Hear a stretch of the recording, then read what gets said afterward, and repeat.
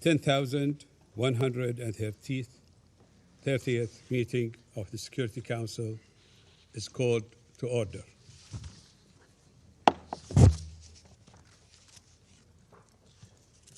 The provisional agenda for this meeting is the situation in the Middle East. The agenda is adopted.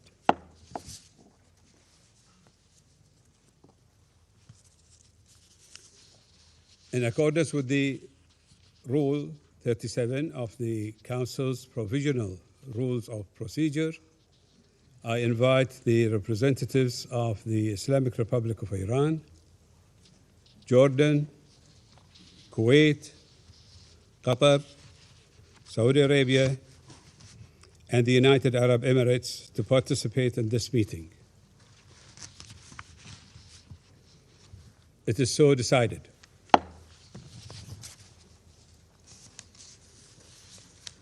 The Security Council will now begin its consideration of item 2 of the agenda. Members of the Council have before them document S/2026/273, which contains the text of a draft resolution submitted by Bahrain, Jordan, Kuwait, Qatar, Saudi Arabia, and the United Arab Emirates. The Council is ready to proceed to the vote on the draft resolution before it.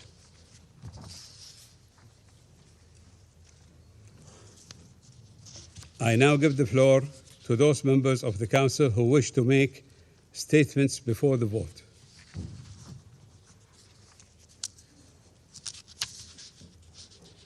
I shall now make a statement in my capacity as Minister of Foreign Affairs of the Kingdom of Bahrain.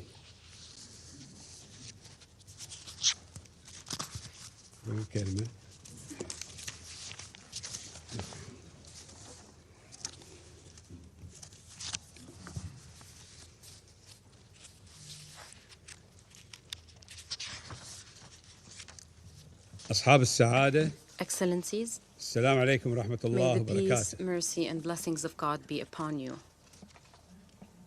تتقدم مملكة البحرين The Kingdom of Bahrain, وبالنيابة عن كل acting من on دولة behalf of the الإمارات United العربية Arab المتحدة Emirates, والمملكة the العربية Kingdom of Saudi السعودية Arabia, ودولة the قطر State of Qatar, ودولة the الكويت State of Kuwait, والمملكة and the الأردنية Hashemite الهاشمية Kingdom of Jordan بمشروع القرار hereby المعروض أمام submits مجلس the الأمن draft اليوم resolution presented before the Security والمعني Council today. بتأمين الملاحة This البحرية في resolution منطقة addresses the الخليج العربي security of maritime navigation in the باستجابة Arabian Gulf, حاسمة ومسؤولة constituting a decisive and لمواجهة responsible تطورات response خطيرة to grave developments تمس أحد أهم affecting one of الممرات the most المائية vital الحيوية waterways for للتجارة international الدولية trade, وهو مضيق هرمز. namely the Strait of Hormuz. إن أهمية مضيق هرمز الدولية The international significance of the تتجسد Strait of بأنه يمر Hormuz lies in من the خلال ما fact يقارب that it serves as a transit route 38% for approximately من تجارة النفط 38% of الخام global العالمية crude oil trade, 29% 29% of من liquefied غاز النفط petroleum المسال gas, و19% 19% من of الغاز الطبيعي liquefied المسال natural gas, و20% and من 20% of المنتجات refined النفطية petroleum المكررة products, بما في ذلك including النفط ذو المحتوى high الكبريتي المرتفع sulfur oil, والذي يعد which constitutes an essential component in the production of fertilizers upon which developing nations heavily rely, particularly during agricultural seasons. Furthermore, the Straits facilitates the passage of about 30% of the world's helium supplies, a vital element in the electronic chip manufacturing industry, as well as foodstuffs and pharmaceuticals essential to the lives of millions of people. Consequently, any disruption to the flow of these resources does not merely impact energy markets. Its effects extend to agricultural supply chains and global food security, as well as to vital sectors dependent on advanced technology. The member states of the Gulf Cooperation Council represent the primary source of global energy supplies. This renders the security of the Strait of Hormuz a shared international responsibility, one that transcends the regional sphere to directly bear upon the stability of the global economy.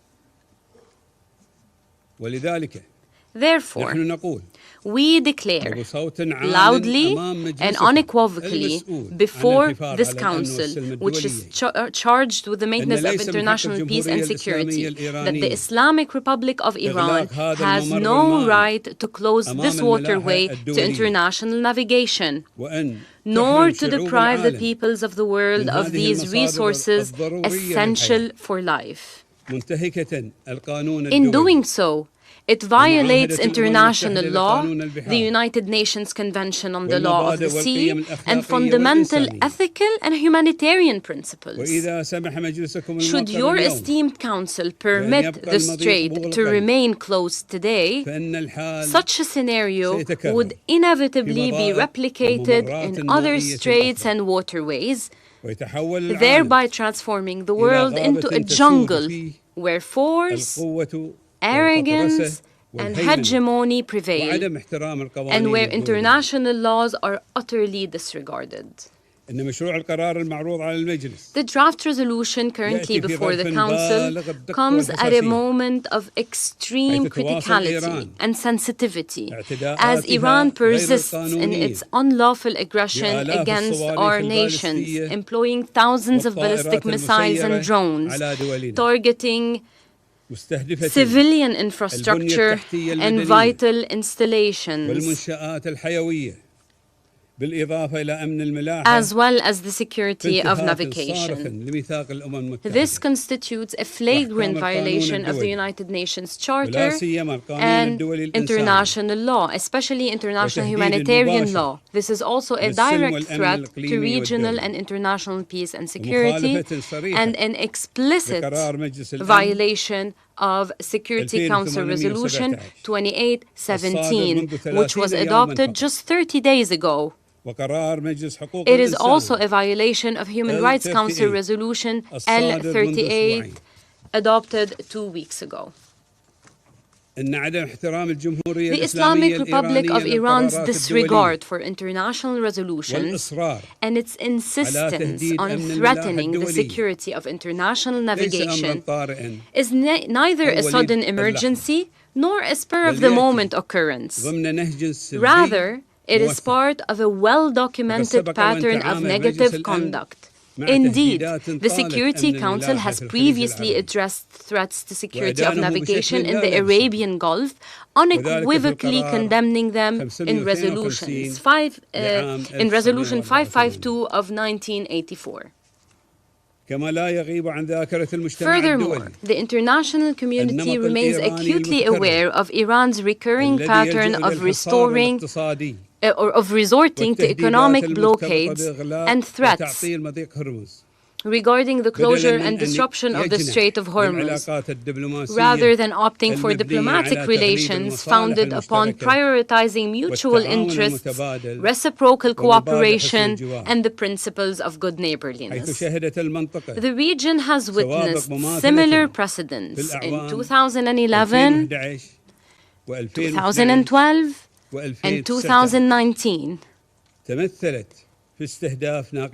Through the targeting of oil tankers and repeated statements regarding the use of the Strait of Hormuz as a political and economic bargaining chip.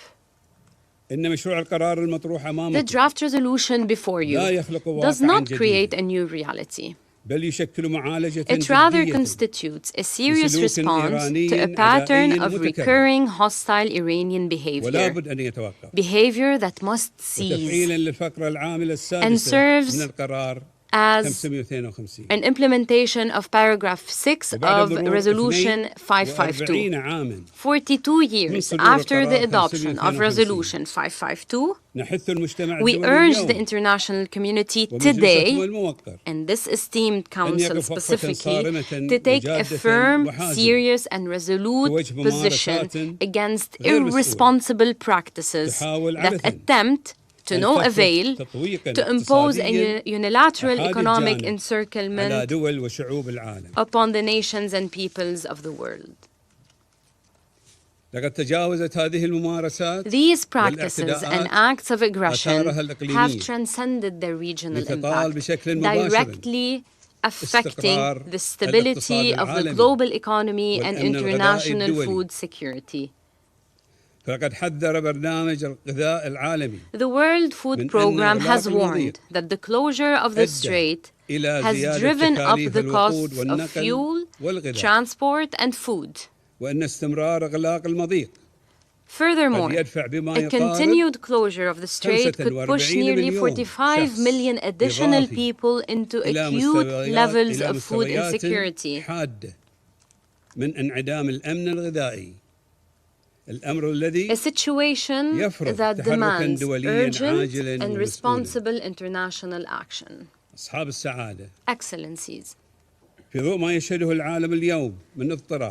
in light of the global turbulence witnessed today, it is no longer possible to ignore the fact that the obstruction of navigation in the Strait of Hormuz represents a systematic pattern of behavior, one predicated on weaponizing this vital waterway as a tool for political pressure and leverage. Let us be clear. A failure to act today would entail grave consequences for the world and for humanity. It would embolden further violations of international law, undermine the credibility of the Security Council, and send a negative message, namely that Security Council resolutions may be disregarded with impunity.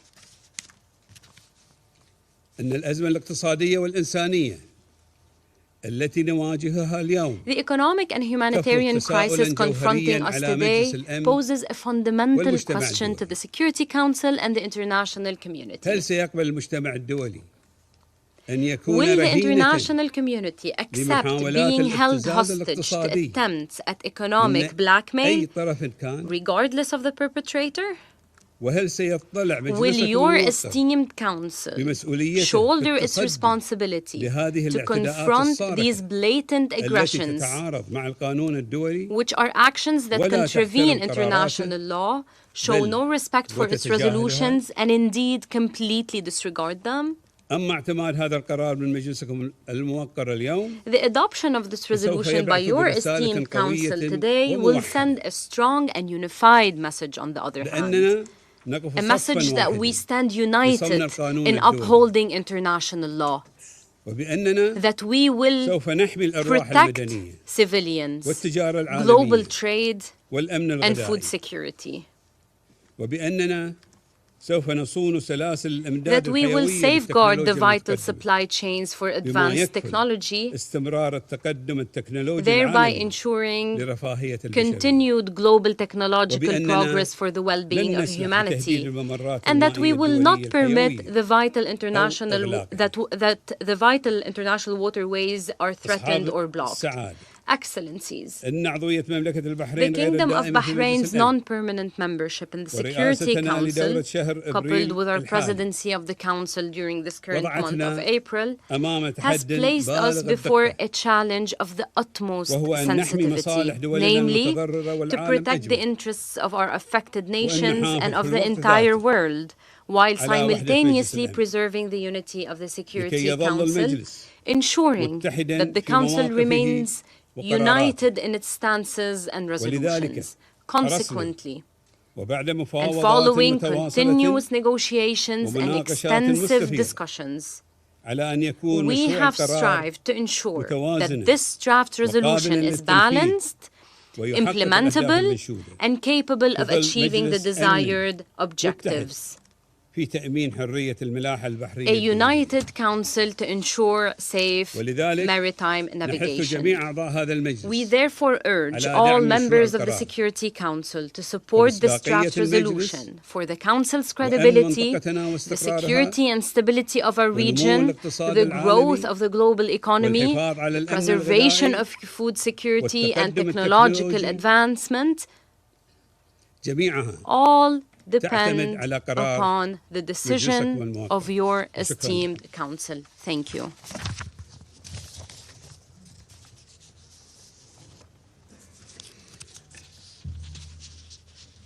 I shall now make a statement.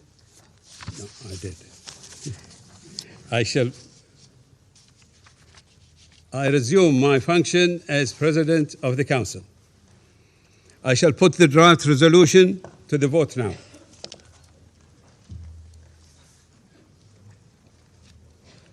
Will those in favor of the draft resolution contained in document S/2026/273 please raise their hand.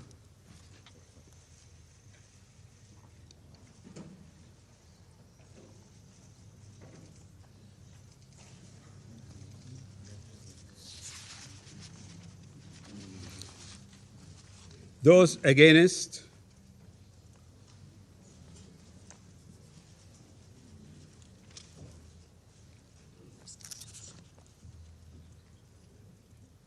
Abstentions?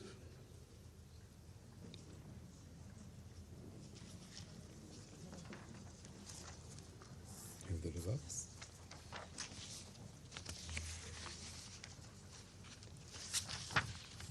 The result of the voting is as follows: 11 votes in favor, 2 votes against, 2 abstentions.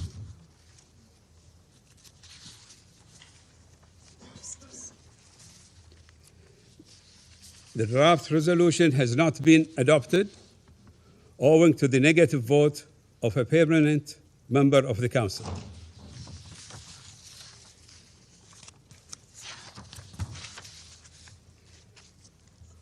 I now give the floor to those members of the Council who wish to make statements after the vote.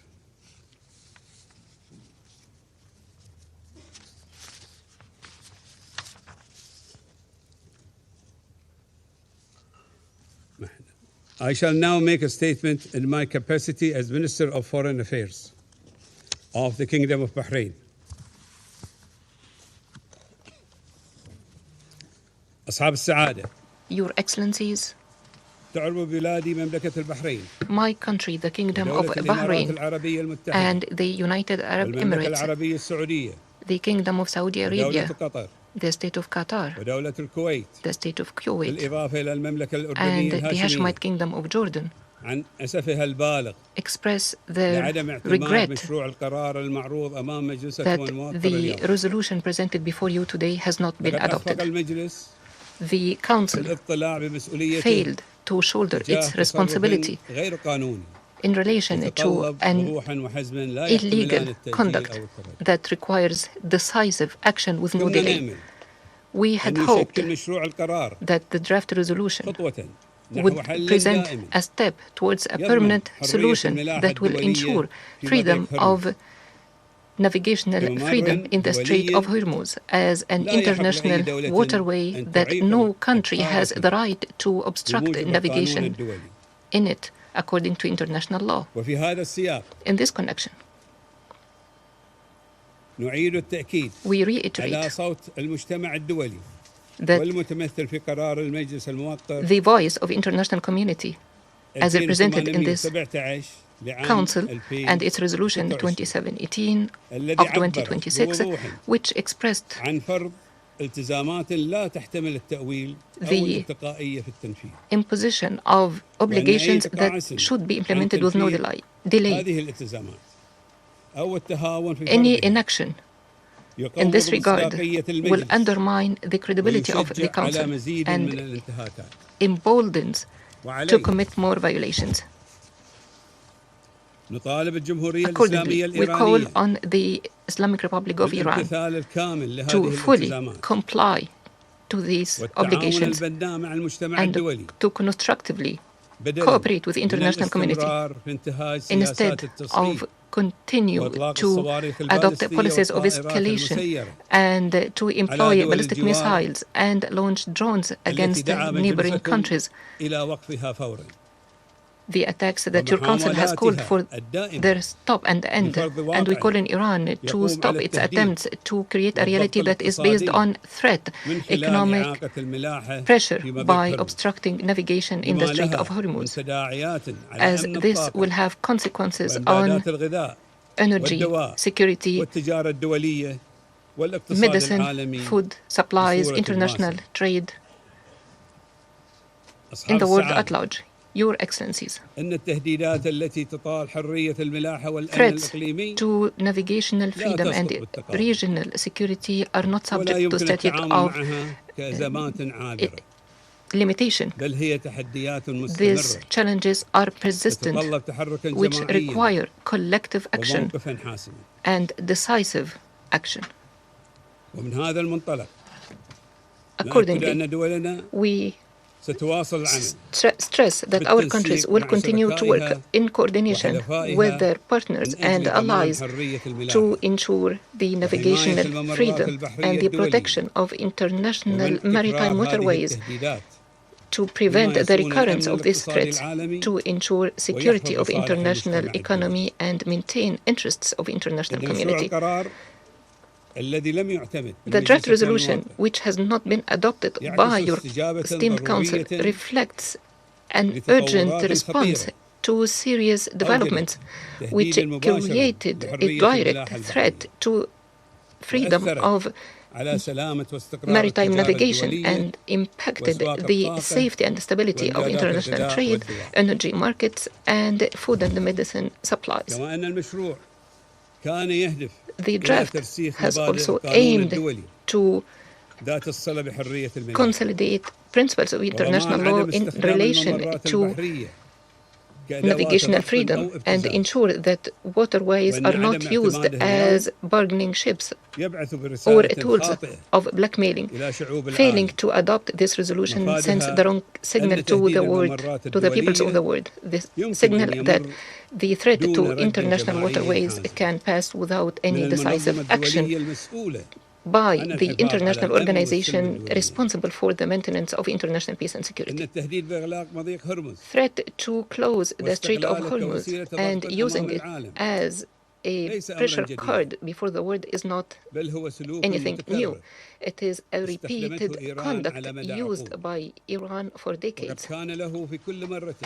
Every time it has been used, it had direct implications on global markets, energy security, and food supplies, and the lives of the peoples of the region.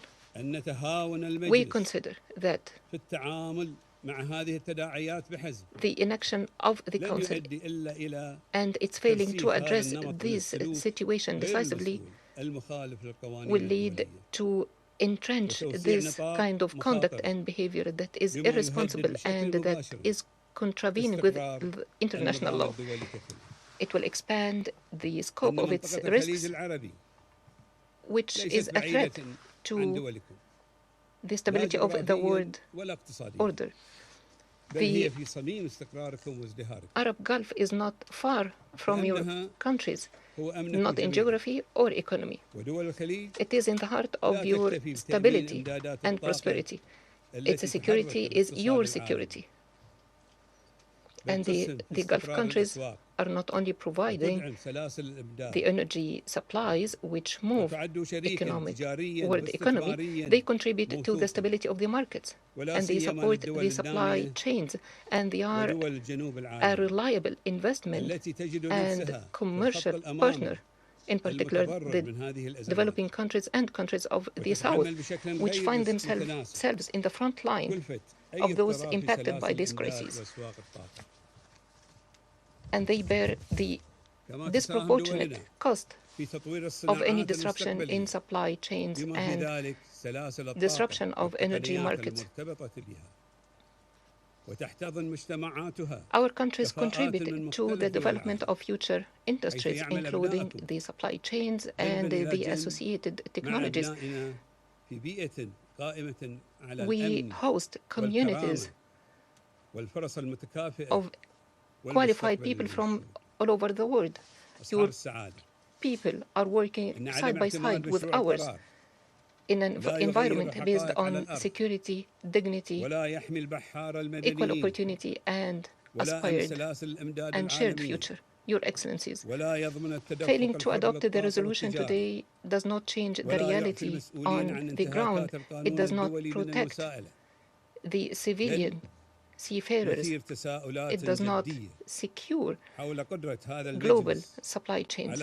It does not ensure the free flow of energy and trade. It does not exempt those responsible for the violations of international law from accountability. It raises questions about the ability of this Council to assume its responsibility in maintaining international peace and security. Let us be clear. The attacks by Iran against the commercial vessels and its attempts to hinder the legitimate passage through the Strait of Hormuz is a flagrant violation to international law and the UN Convention on the Law of the Sea. It is a direct threat to international peace and security. Failing to adopt this resolution does not give legitimacy to these actions, which adversely impact the interests of the peoples and states of the world. It does not weaken the existing legal obligations. It does not reduce or impair the right of states to take all necessary means to defend individually and collectively their sovereignty, security, stability, and interests, and the interests of the peoples and states of the region consistent with Article 51 of the Charter as enshrined in your resolution 2817. Your Excellencies, the Kingdom of Bahrain regrets that the Council has not lived up to the moment to act in a unified manner as imposed by its legal responsibilities. Notwithstanding the response and the cooperation we have extended in relation to the amendments required by some states to be included in the draft resolution. This comes from our interest in maintaining unity of the Council.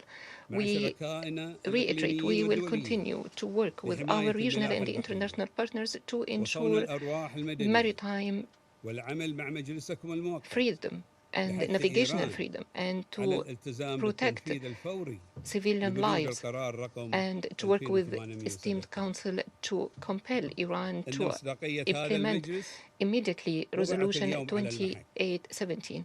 The credibility of the Council is today at stake.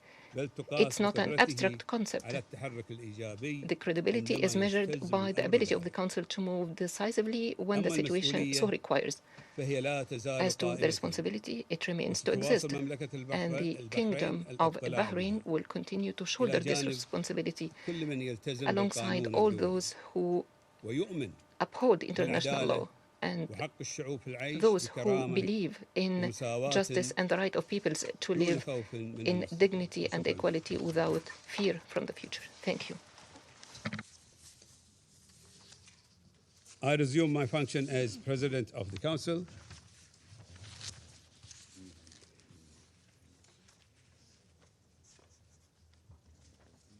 I give the floor to the representative of the United States. Thank you, Mr. President, for your statement. In mine, I want to be clear.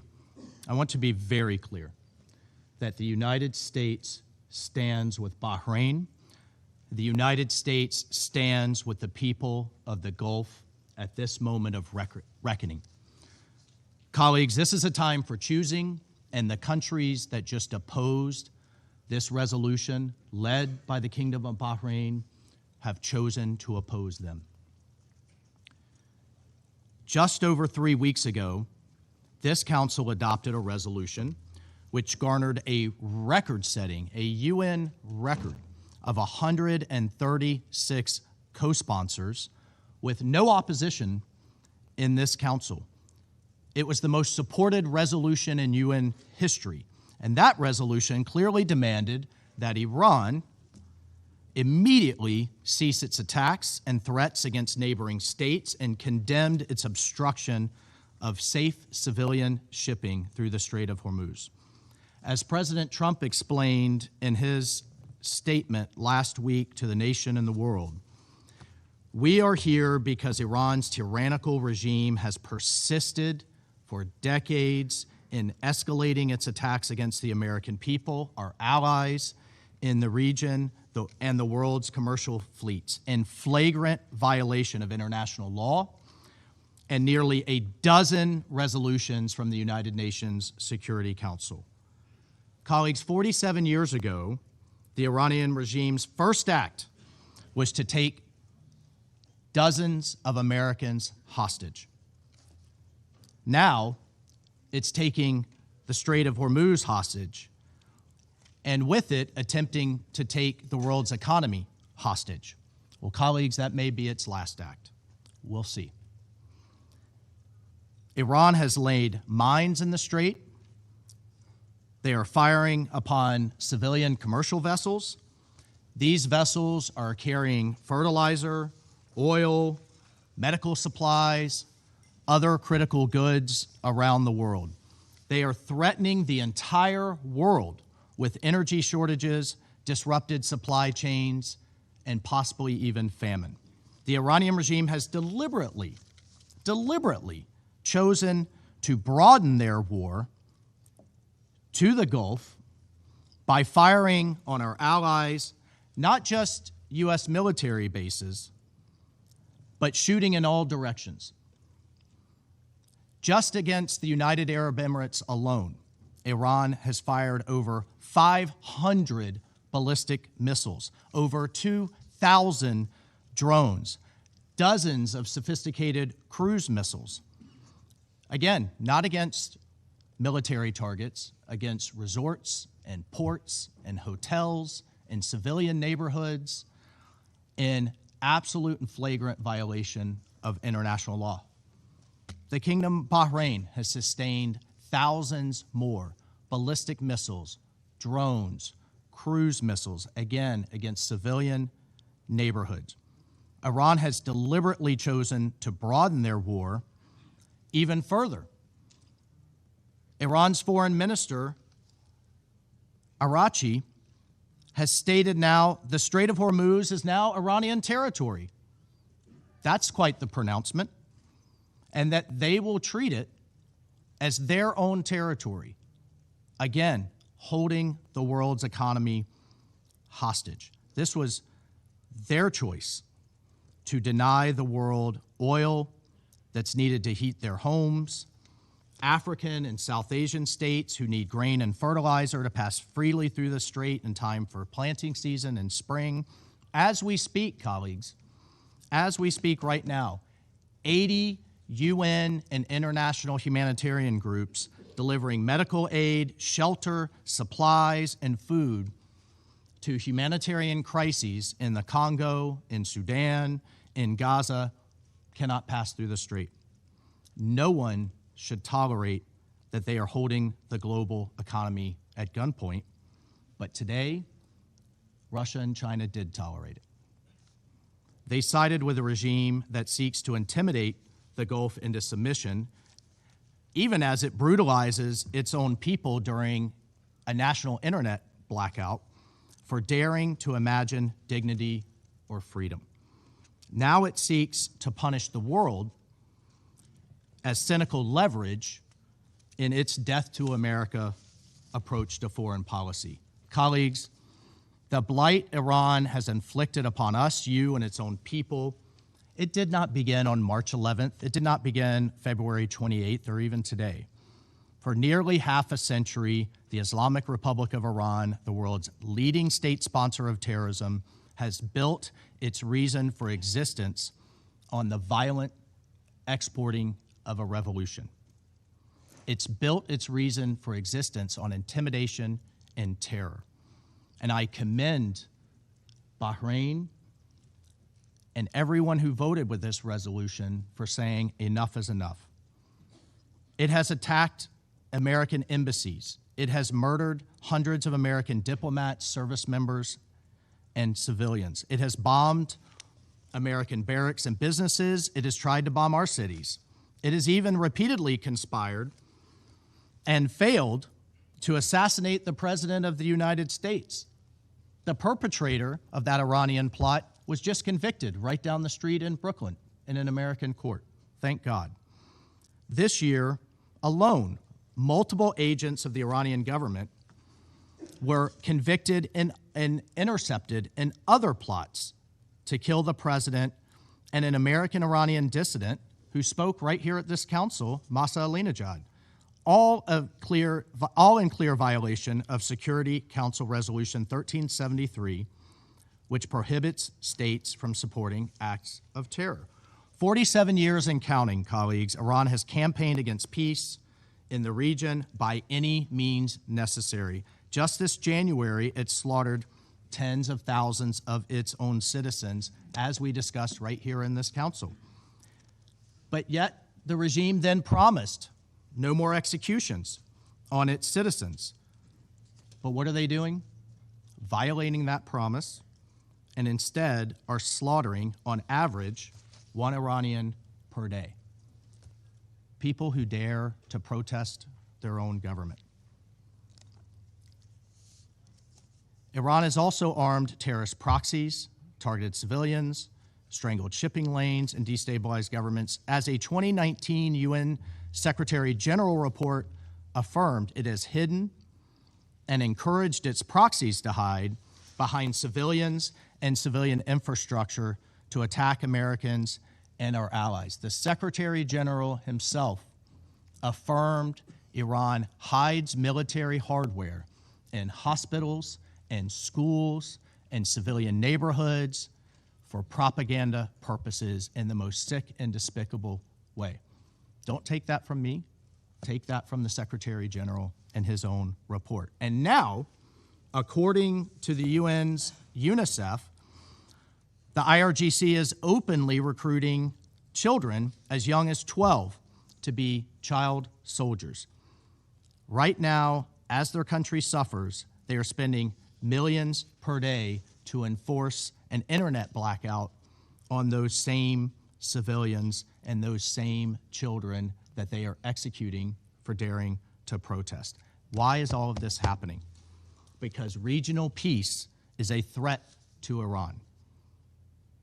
Apparently, it's not good, or apparently it's bad for China and Russia too. It exposes the Iranian regime for what it is, which is a dictatorship punching at the kneecaps of its neighbors who have realized a better future for their people. Just across the Strait of Hormuz, cities like Dubai, Doha, and Manama, and Riyadh beckon the Iranian people for a better future. That's the threat, colleagues. That's what the regime doesn't want to see for its own people. Right across the Gulf, there is a brighter, better future, a different model. And they will not have it, and they're attacking it at every turn. I recently heard, colleagues, from an Iranian dissident, one who has been repeatedly harassed, threatened, and is in hiding.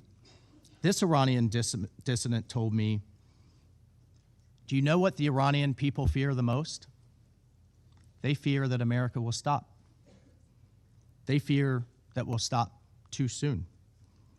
And that a new future, this is from the dissident, a new future, one who looks like what its Gulf neighbors have provided, will not come for them. Well, today, colleagues, certain countries stood in the way of that future, and the United States voted to protect that future. Mr. President, it is not lost on us that as we speak, your people, our allies across the Gulf, and American service members in the region are under a barrage of Iranian missiles and drones. They and you have shown great bravery. It is sad and unfortunate that Russia and China have not. We have long known that these countries are capable of paralyzing the Council through obstruction and manufactured confusion. Today's veto marks a new low, and it shows just how frightening a safer, more secure, more united Middle East can be. Colleagues, the rejection of this resolution will be explained today. You will hear today a number of excuses. You will hear that this was part of the U.S. campaign to ensure that the world is free of Iran's nuclear program. I will note today's result does not restrict the United States to continue to act in its own self-defense and in the collective defense of our allies and partners, and President Trump will continue the actions necessary to defend our people and the free world. The request from Bahrain and from the region was not unreasonable. They engaged every country on this council and took their inputs and thoughts on board. It was a simple resolution. Iran must stop attacking the Gulf, stop threatening its neighbors, and reopen the Strait of Hormuz. And I would note, colleagues, that Russia and China might have chosen better partners than Iran. They might have chosen to stand with our Gulf allies, with Manama, with Doha, with Abu Dhabi and Kuwait City and others. But instead, Russia has chosen to be a critical supplier of military equipment to Iran over the past year, in particular, delivering combat aircraft, helicopters, armored vehicles, and other arms to Iran, some of which violate Security Council Resolution 1929. Iran likewise has supplied Russia with hundreds of attack UAVs and UAV technology for use in Ukraine, including transfers before October 2023 and therefore in violation of Security Council Resolution 2231, which placed an arms embargo on Iran, voted by this council. And in September 2024, Iran began delivering hundreds of close-range ballistic missiles to Russia. Meanwhile, China imports over 80% of Iran's illicit oil, and Chinese entities have exported significant quantities of components intended for attack drones and technologies that could be used in ballistic missiles. Colleagues, let us be clear. In the coming days, when critical shipments are delayed, when fertilizer fails to reach countries that need it for planting season, when vulnerable populations face deepening food insecurity, the world will know exactly who chose obstruction over responsibility. So, despite today's outcome, let me reiterate two simple messages from the United States. First, the U.S. stands firmly with our partners in the Middle East. Second, the Strait of Hormuz is too vital to the world to be used as hostage, to be choked, to be weaponized by any one state.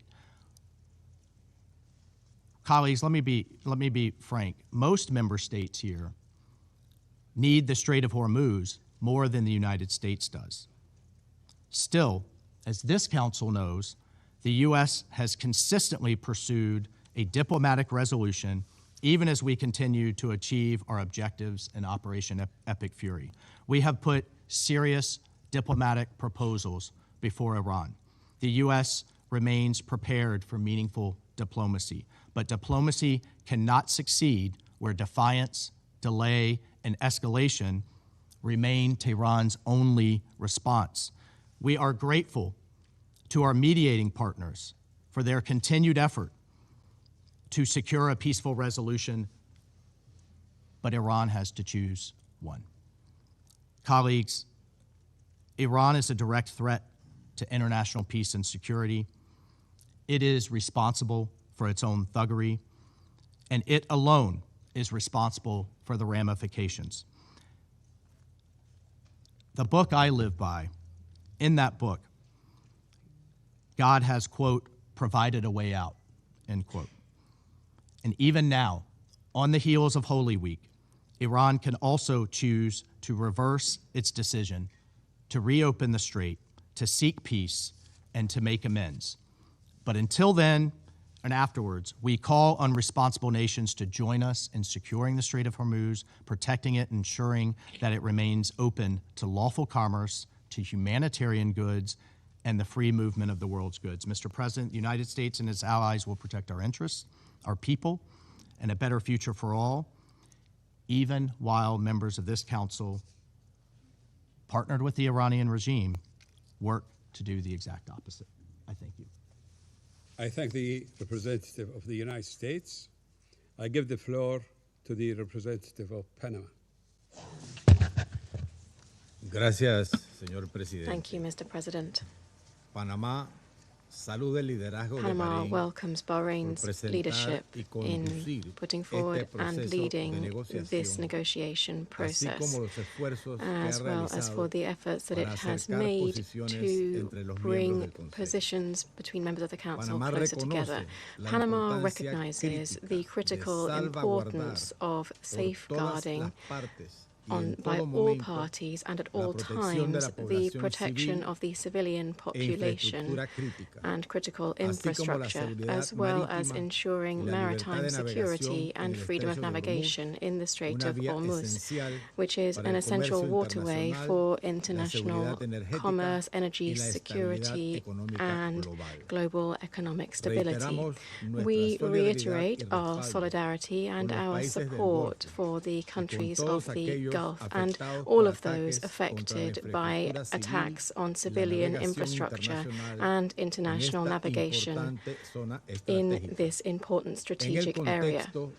In the context of an escalation which was not begun nor sought by these states and the consequences of which they are currently directly facing, Panama co-sponsored and voted in favor of Resolution 2817/2026, through which this Council condemned the attacks on countries of the Gulf, reaffirmed respect for their sovereignty and territorial integrity, and demanded an immediate cessation of such attacks. Panama also wishes to underscore and welcome the position of containment demonstrated by countries of the Gulf in the current context, which, despite having been subject to attacks, voted not to escalate the situation through the exercise of proportionate responses, which in the legitimate right to self-defense contained in Article 51 of the UN Charter.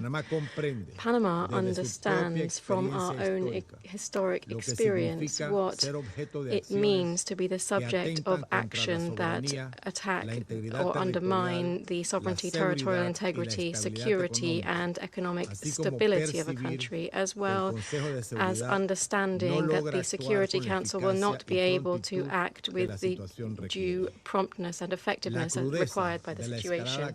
The cruelty of the current escalation and the intensification of the strikes that we are seeing at the moment strengthens our firm belief that this Council cannot stand by in light of situations that have direct impacts on international peace and security.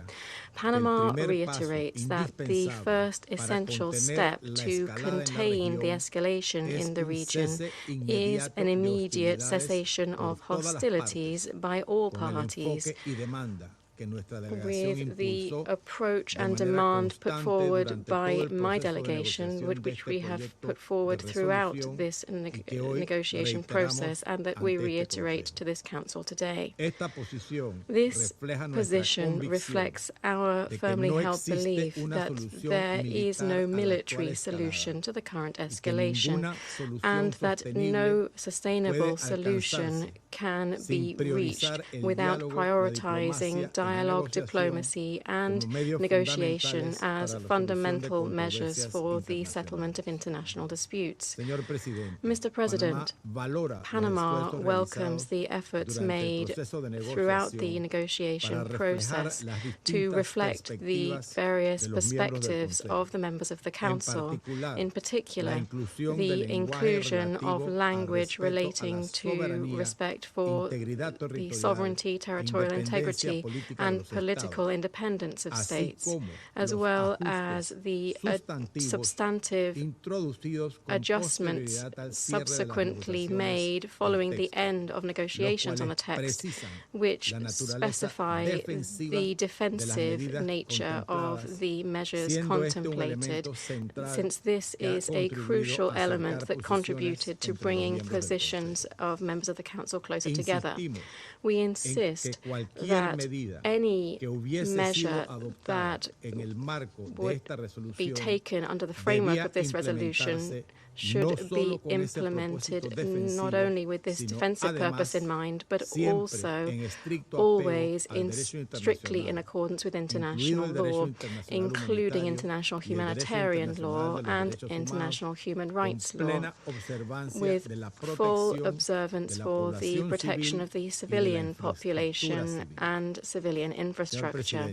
Mr. President, Panama, as the sovereign owner and responsible operator of the Panama Canal, and as the holder of one of the largest registers of maritime shipping, notes that, particularly sensitively, any step that might affect the predictability, security of international navigation. These considerations have direct and concrete implications for our country, to the extent that escalation-based scenarios might have harmful repercussions on other strategic routes. In light of the urgency of the situation and the need for the Security Council to act, Panama resolved to support the adoption of the resolution, which in its final version adopted a tone which allowed us to support it, always under the understanding that the mandate derived from this adoption would be interpreted and applied responsibly and specifically by all parties. This vote reflects a responsible decision geared towards ensuring reducing greater risk for the civilian population and critical infrastructure, as well as to contributing to easing the tensions and supporting international navigation and waterways. Thank you. I thank the representative of Panama, and I give the floor to the representative of Colombia. Señor Presidente, Mr. President, Colombia notes with profound concern the developments of the situation in the Middle East, a situation which is now entering its sixth week without clear signs of de-escalation. My country regrets the loss of human life and condemns all attacks on civilians, civilian objects, and essential infrastructure, including energy installations, whose operation is essential to ensuring the supply of basic services. At the same time, Colombia recognizes the strategic importance of the Strait of Hormuz for international commerce and energy security. Effects on maritime security have impacts that transcend the region and particularly affect developing countries. For this reason, my delegation participated actively in the negotiations and put forward proposals aimed at balancing the text, introducing greater clarity regarding the scope of the measures contemplated and avoiding broad wording which might give rise to interpretations overstepping the objective of guaranteeing free security of navigation. This in line with the principles and purposes of the United Nations Charter and international law. We thank Bahrain for the efforts made to address some of the positions and concerns expressed by members of the Council. Nonetheless, there remain substantive aspects that were not fully resolved and in light of which my country continues to have serious concerns. In particular, my delegation believes that the text remains selective, unbalanced, and ambiguous. In addition, Colombia is concerned that the lack of legal precision in the text could lend itself to interpretations that surpass the planned objective and would have broader implications for regional stability, including the risk of expanding the conflict or driving dynamics that could involve more actors in a situation that is already so volatile. For this reason, and since we believe that the text before us today is far from contributing to a negotiated solution, Colombia abstained in the vote. My country believes that in the current context, the Council should send clear messages geared towards containment and preventing a greater escalation. Furthermore, Colombia believes it's fundamental to give space to ongoing mediation efforts. In this context, measures that ramp up the confrontation run the risk of undermining these opportunities and hampering progress towards negotiated and sustainable solutions. We regret that the Security Council has missed this opportunity to provide a unified response that would contribute effectively to easing the tensions and opening space for peace.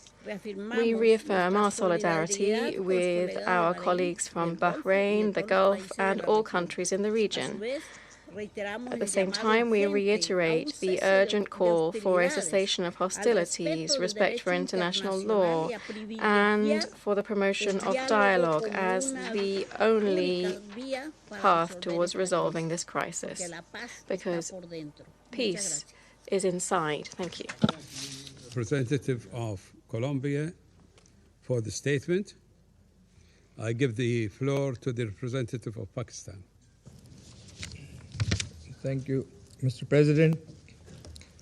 At the outset, let me reiterate Pakistan's continued and unwavering support and complete solidarity in these challenging times with the brotherly kingdom of Bahrain and other fraternal GCC countries, the Kingdom of Saudi Arabia, Qatar, Kuwait, United Arab Emirates, and Oman, as well as Jordan, the countries that are not parties to the ongoing conflict in the Middle East, but are directly suffering from its consequences.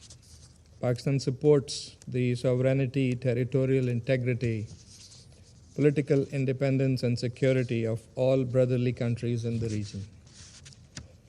President, the Strait of Hormuz is an important international shipping route for goods and energy. Pakistan calls for the security of ships and crew members and the swift and safe passage of civilian ships and restoration of normal passage through the strait. The situation in the Strait of Hormuz is adversely impacting countries around the world, including Pakistan. The consequences for regional and global economy are evidently harsh, and ordinary Pakistanis are also suffering. South Asia, that is home to nearly a quarter of world population, is suffering. The ongoing situation in the Strait of Hormuz has resulted in one of the largest energy supply shocks in modern history. The impact is felt not only in terms of energy flows, but also fertilizers and other essential commodities, thus affecting food security, cost of living, and squeezing the livelihoods of the most vulnerable. If the military escalation and disruptions persist, the suffering will extend far beyond the region, translating into widespread economic hardship. We thank Bahrain for their hard work and extensive consultations on the draft resolution. We agree on the urgency of the situation and the fundamental premise of the draft resolution, which is the reopening of the Strait of Hormuz and normalization of the situation at the earliest. This is an important issue, not only for the GCC countries, but also for all other states in the region and beyond, including Pakistan.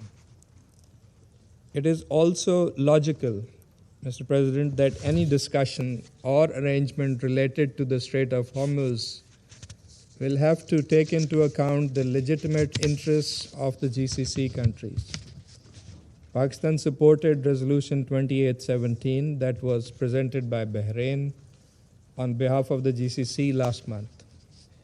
And we have consistently maintained that that resolution should be implemented in letter and spirit.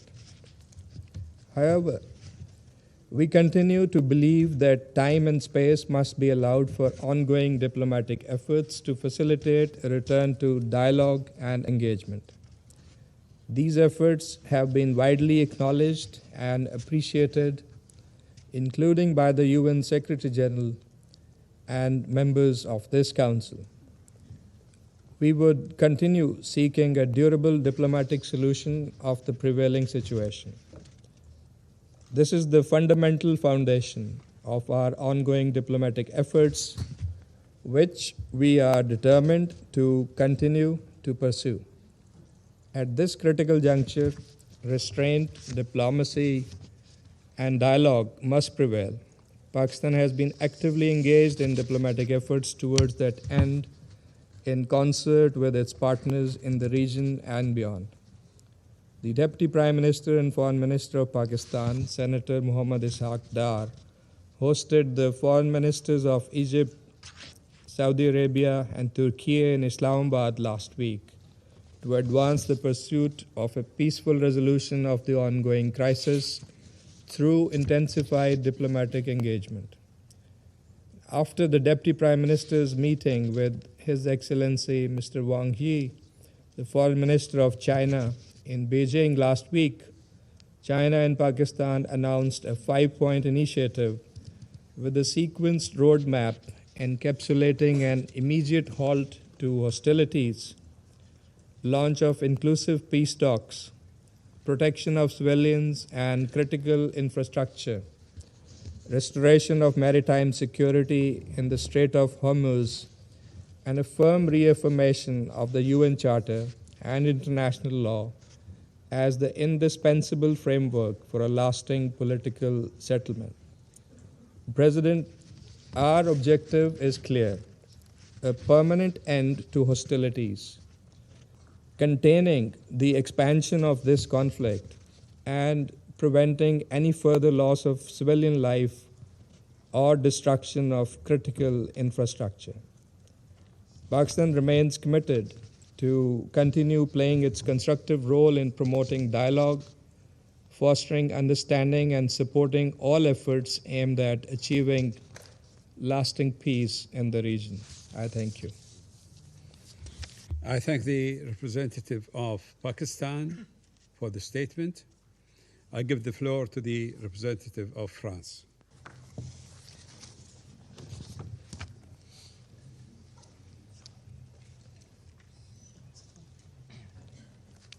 Merci, Monsieur le Président. Thank you, Mr. President. Mr. President, France deplores the fact that the draft resolution which was tabled by Bahrain was not able to be adopted owing to the veto cast by a permanent member of the Security Council.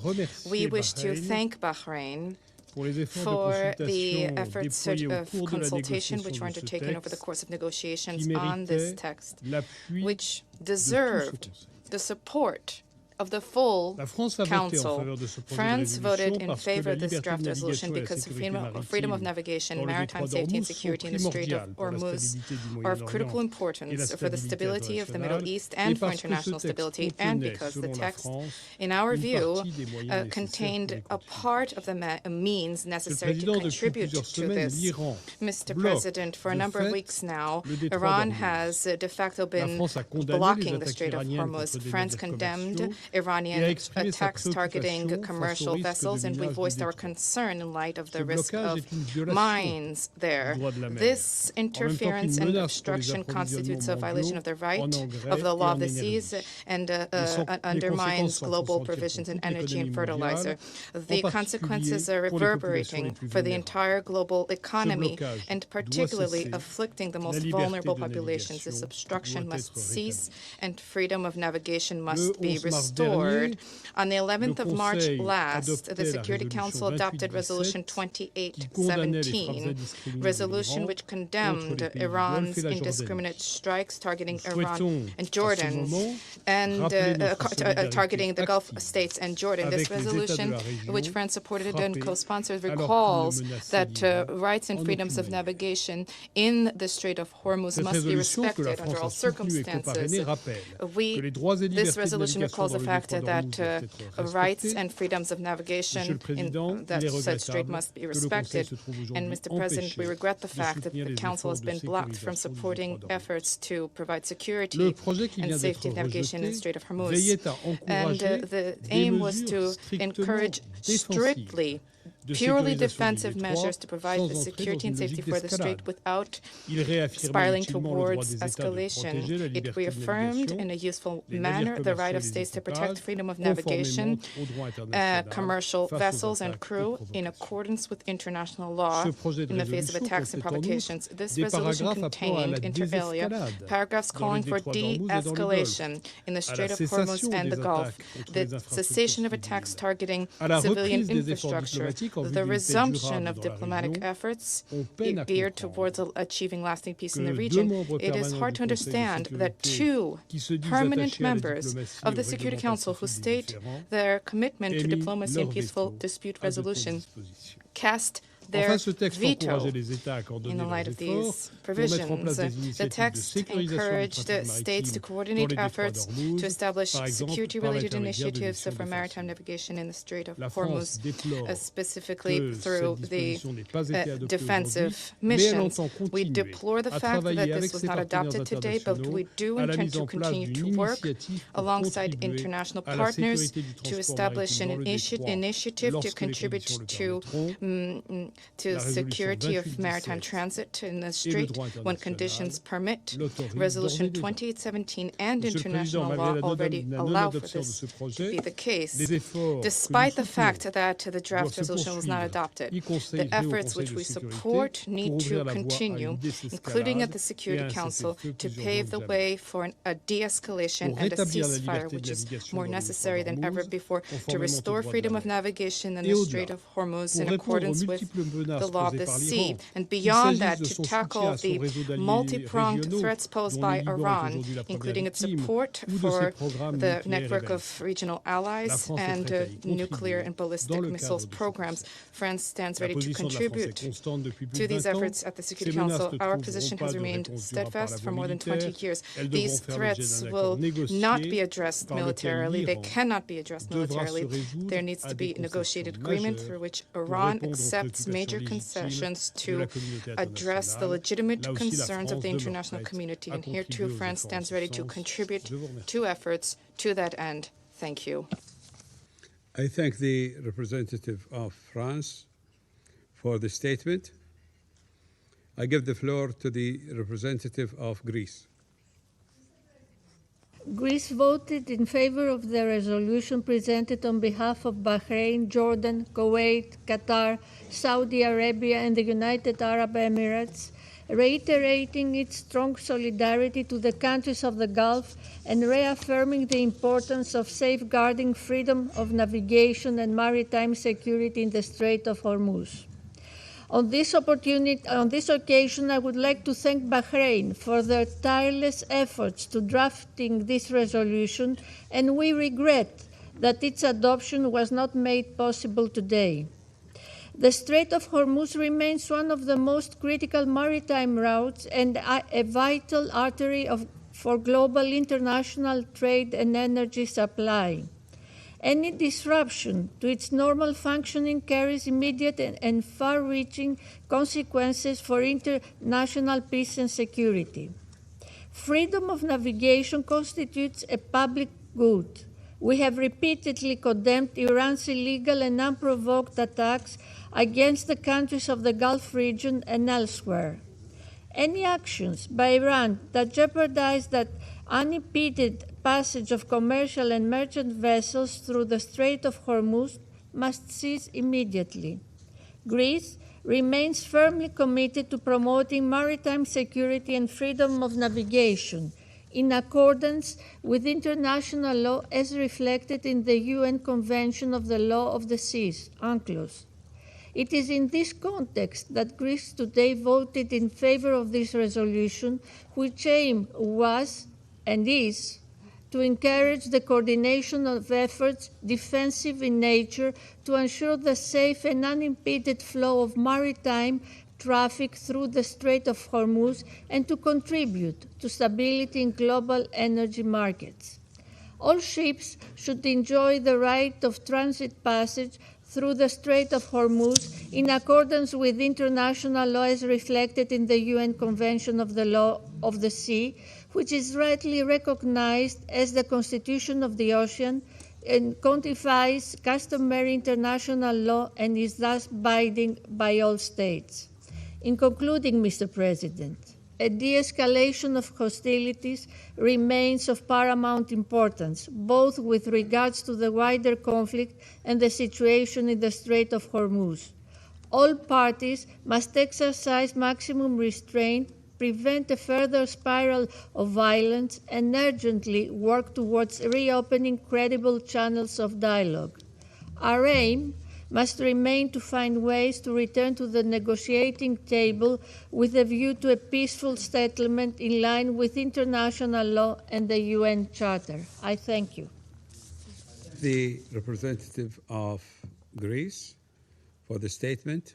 I give the floor to the representative of Denmark. Thank you, Mr. President. Mr. President, Denmark voted in favor of this resolution. We did so with a grave sense of responsibility and a firm commitment to supporting all efforts to ensure freedom of navigation in the Strait of Hormuz and to bring the hostilities in the Middle East to an end. Denmark is deeply concerned by the continuous escalation across the region. For 5 weeks, this conflict has raged, bringing with it more death and destruction by the day and further destabilization of the already volatile and tense situation. Our vote today reflects our belief in the urgent need to address these developments. Mr. President, Iran's attacks continue unabated against countries in the region and beyond. Denmark strongly condemns these continued attacks, which must stop immediately, and we express our full solidarity with all the countries concerned. De-escalation and respect for international law, including international humanitarian law, are now more important than ever. All diplomatic efforts to reduce tensions must be pursued. We welcome any such efforts and call for negotiations to be resumed in good faith. We welcome the Secretary General's appointment of Jean Arnaud as his personal envoy to lead UN efforts on the conflict in the Middle East and its consequences. Mr. President, many aspects of this conflict have sent shockwaves across the globe. This is particularly true for the closure of the Strait of Hormuz, caused by Iran's actions. This closure is not only a disruption, but a dangerous escalation, measured in lives and livelihoods lost. Global growth and development depend on the freedom of navigation, the repercussions for the global economy, and, increasingly, for food security, in particular across developing countries, are enormous. As a great maritime nation, Denmark is committed to maritime security, to open sea lanes, and to the safety of all seafarers. Mr. President, Iran's actions near and around the Strait of Hormuz constitute a threat to international peace and security. Iran must immediately cease all attacks and any other attempts to impede lawful transit passage in the Strait of Hormuz. It is crucial to permanently restore safe passage and ensure freedom of navigation in the Strait of Hormuz, consistent with Security Council Resolution 2817 and the United Nations Convention on the Law of the Sea. That is why Denmark voted in favor of this resolution. While we strongly regret that it was not possible to adopt this resolution today due to the vetoes cast by 2 permanent members, Denmark remains committed to safeguarding peace, security, and stability in the Middle East. I thank you. I thank the representative of Denmark for the statement. I give the floor to the representative of Latvia. Thank you, Mr. President. Latvia voted in favor of the resolution submitted by Bahrain, and we express our regret that a positive outcome was not reached. It is profoundly troubling that certain members of this Council have chosen to obstruct a resolution designed to ensure the safety and security of navigation in the Strait of Hormuz and advance global stability. Just 3 weeks ago, the Council adopted Resolution 2817, co-sponsored and supported by Latvia, alongside an unprecedented number of countries. In it, the Council called upon Iran to refrain from interfering with international navigation. In the days and weeks that have followed, Iran has doubled down and effectively closed the Strait of Hormuz, shocking the global economy.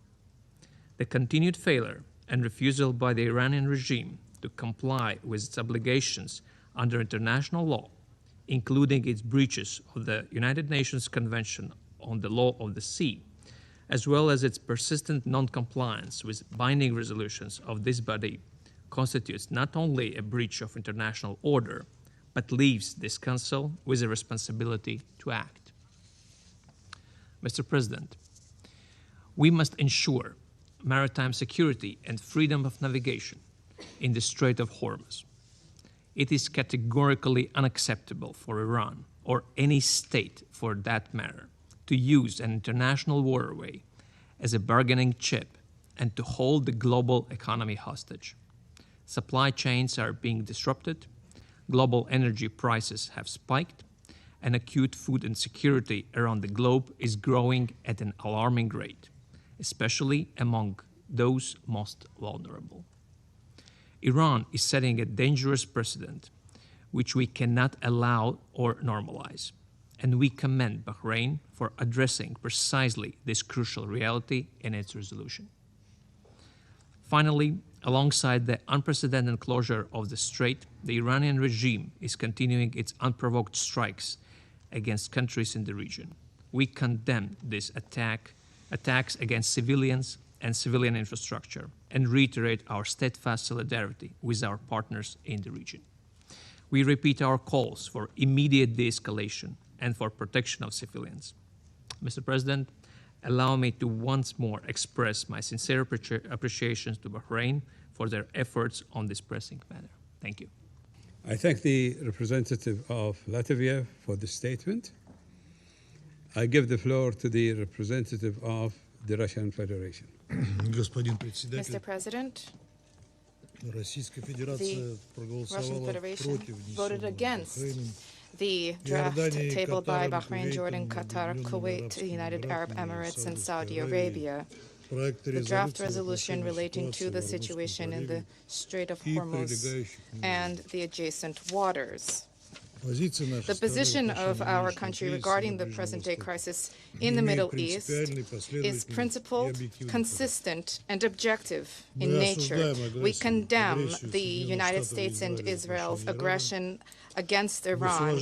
We respect the sovereignty and territorial integrity of all countries in the region, both the Islamic Republic of Iran and other countries of the Persian Gulf.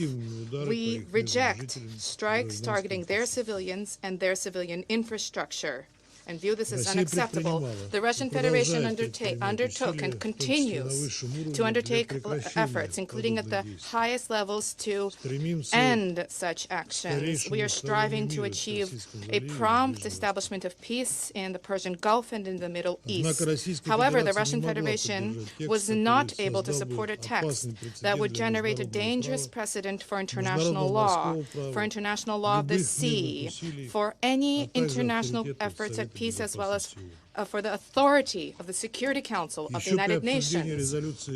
Back when Security Council Resolution 2817 was being negotiated, we called upon all Council colleagues to adopt a balanced and an objective approach. Similar equitable messages have already been repeatedly broadcasted by the Secretary General of the United Nations, calling upon the United States and Israel to end the war and calling upon Iran to cease attacks on its neighbors. Disregard for the root causes of the crisis in the Middle East, namely the illegal and reckless acts by the U.S. and Israel targeting Iran, is not possible and not acceptable. Our and the Secretary General's calls fell on deaf ears then. Nevertheless, we understand the situation of the countries of the GCC and Jordan, and therefore we abstained during the vote on Resolution 2817. This was not an easy choice for us. However, this time, our partners from Bahrain and their like-minded partners went much further, having tabled a fundamentally erroneous and dangerous approach to the situation in the region. Essentially, nearly each paragraph of the draft they proposed abounded with unbalanced, inaccurate, and confrontational elements. And we will point to just the main points in this regard. In paragraph 1 of the preamble and paragraph 6 of the operative part, Iran's actions were presented as the sole source for the so-called destabilizing activities and regional tensions.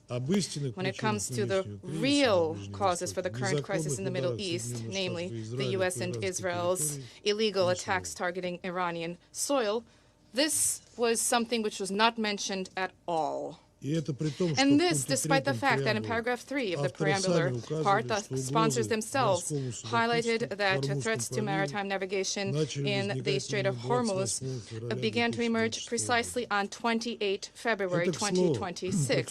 This, incidentally, flew in the face of their own statements that the current initiative was designed to become a response to certain decades of threats to freedom of navigation by Iran.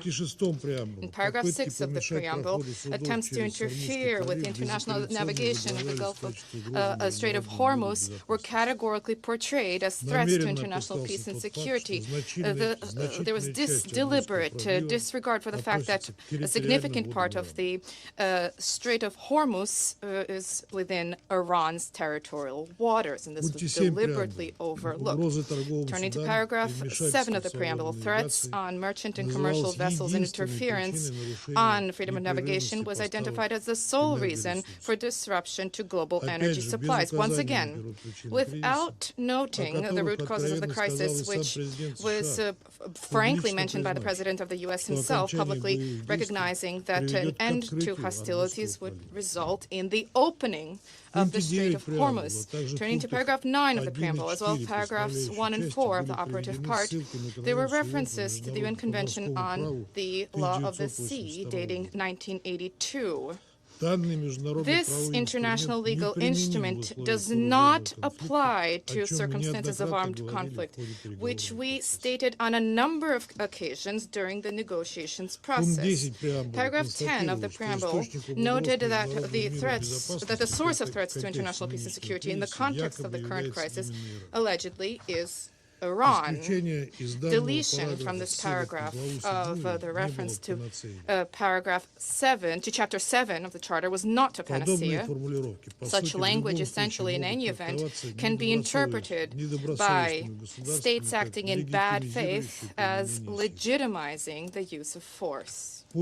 Paragraph 2 of the operative part does not call, speaks for itself. It proposes that the Security Council Council give a green light for the use of certain protective measures, the scope and breadth of which is unclear to us under the pretext of ensuring safety and security of navigation without any consideration for the sovereignty of littoral states. The qualification about the purely defensive nature of these efforts essentially does not change the situation, especially given the fact that the sponsors themselves made clear that this was referring precisely to offensive measures, which was starkly seen in the language of paragraph 3 of the operative part, which emphasizes that states acting in accordance with paragraph 2 need to act in full compliance with international humanitarian law. In paragraph 7 of the operative part, notes that the Security Council would stand ready to consider further measures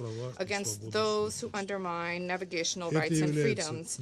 This is an obvious hint at attempts to leverage sanctions pressure, irrespective of whether this is explicitly stated here or not. Turning to paragraph 7 and 8, not only this referred to the Strait of Hormuz, but also Bab el-Mandeb. So the sponsors deliberately expanded the geographical scope of their draft, thereby giving even greater grounds for expansive interpretation thereof. Turning to paragraph 9 of the operative part, despite the correct reference calls for diplomacy, this referred exclusively to de-escalation of hostilities in the Persian and Oman Gulf regions, as well as the Strait of Hormuz. When it comes to the need to cease the U.S.-Israeli aggression, this was swept under the rug. No mention was made. One thing is clear, Mr. President, regardless of attempts by the sponsors to make the text general, in terms of the language, the essence thereof remained unchanged, namely granting carte blanche for the continued aggressive acts and ongoing further escalation. What this would imply from the legal standpoint, as well as the implications for the situation on the ground, is clear to us, especially at a time when we hear statements from the U.S. President about the readiness to destroy Iran if the Strait of Hormuz is not open.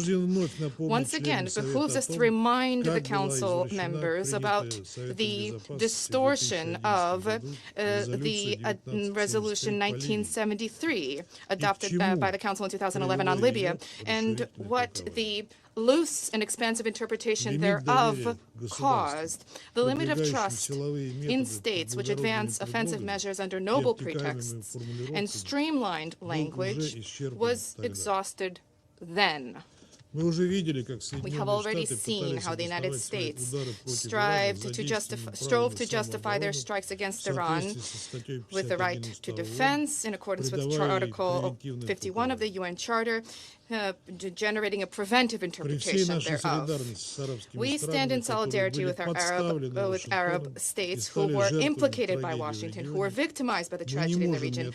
And despite that solidarity, we cannot but note that attempts to impose the rules of the game in the Strait of Hormuz plays into the hands of those who wish to further undermine security and stability in the Middle East and beyond. The protective measures to protect vessels, like any other property of member states of the United Nations, does not require Security Council resolutions.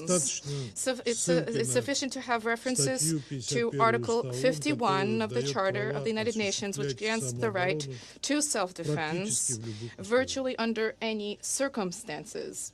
The spread of operations for security purposes in the Strait of Hormuz without the consent of littoral states is yet another reason for which we were unable to accept and to adopt vote in favor of the draft tabled by Bahrain. Colleagues, the adoption of this kind of a document, which disregards the broad context of the situation, would further antagonize Iran, which was already enduring the daily U.S.-Israeli strikes. On the country's territory, vast numbers of civilians are perishing. There are now nearly 2,000 of such civilians who have died, one quarter of whom are women and girls. The supreme leader has been killed, and as as have many of the country's leadership. Civilian infrastructure is being attacked, including schools, hospitals, universities, energy, nuclear facilities, including the Bushehr power plant. And this is liable to morph into catastrophic humanitarian repercussions for Iran and for the entire region. We wish to underscore that the Security Council did not agree to a single line with an assessment of these violations of international law. And no excuses you will hear from us today, Ambassador Waltz. I will not dwell in detail on the egregious double standards of this approach. However, this was carried out in a completely illogical manner, even from the standpoint of simple pragmatism. The adoption of such a one-sided resolution would undermine any prospects for the resumption of negotiations for the purposes of resolving the crisis, and would also obstruct important and useful peace initiatives which are currently underway by a number of states, including China, Pakistan, and Turkey. If the Security Council were to adopt a position that was imposed upon it, then there would be no incentive whatsoever for Tehran to engage in contact in any form with Washington, Washington which twice already betrayed diplomacy. This was in June of 2025 and February of 2026. And as the U.S. began to conduct large-scale strikes against Iran at the height of the negotiations process. Mr. President, from the very start of work on the document, together with our Chinese colleagues, we conveyed to the Bahraini authors and other members of the Security Council our very serious concerns in connection with this initiative. We did not see room for revision of the text, which is why we urged our Arab friends to abstain from advancement thereof. However, our views were not heeded, and the draft was put to the vote in any event. Under these circumstances, we had no choice other than to vote against it. Russia consistently supports comprehensive security for maritime navigation in all international waterways, the opening of corridors for Venezuela and Cuba, an end to attacks targeting commercial vessels of any country. Similarly, we advocate unhampered navigation in the Strait of Hormuz. However, the only way to resolve this situation was with the participation of all littoral states bordering this important transport corridor. It is not possible to do this without Iran. We call upon our Arab and Iranian friends to resolve the issue of navigation and the movement of vessels directly. We stand ready to facilitate such contacts. Mr. President, we understand the concerns of our Arab partners vis-à-vis the question of freedom of navigation. And we, together with China, are proposing an alternative draft resolution on the current situation in the Middle East, including in terms of maritime safety and security. We are confident that providing for genuine freedom of navigation in the strait, which is of such critical importance for countries in the region and the entire world, the only way to achieve this is through a cessation of hostilities and through achievement of a negotiated solution. Our draft will be concise and equitable and balanced in accordance with the principles of international law and the Charter of the United Nations, specifically regarding peaceful dispute resolution. In this connection, we are putting this straight away to in blue, and we will report on plans for voting shortly, and we trust that the membership of the Security Council will provide their support. Thank you. I thank the representative of the Russian Federation for the statement. I give the floor to the representative of China. Thank you, President. The month-long conflict in Iran and its spillover effect continue to deal heavy blow to regional and global peace and stability. It is hitting the global economy, causing increasingly widespread disruptions. This is not in the common interest of the regional countries and beyond.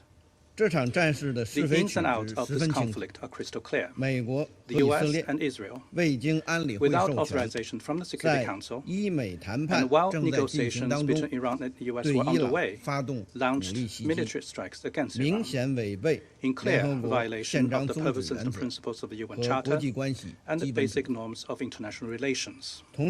At the same time, the sovereignty, security, and the territorial integrity of Gulf states must be fully respected. Civilians and non-military targets must be given necessary protection. The safety and security of shipping lanes and energy infrastructure must also be safeguarded. China does not go along with Iran's attacks on Gulf states, nor does China condone the blockade of the Strait of Hormuz.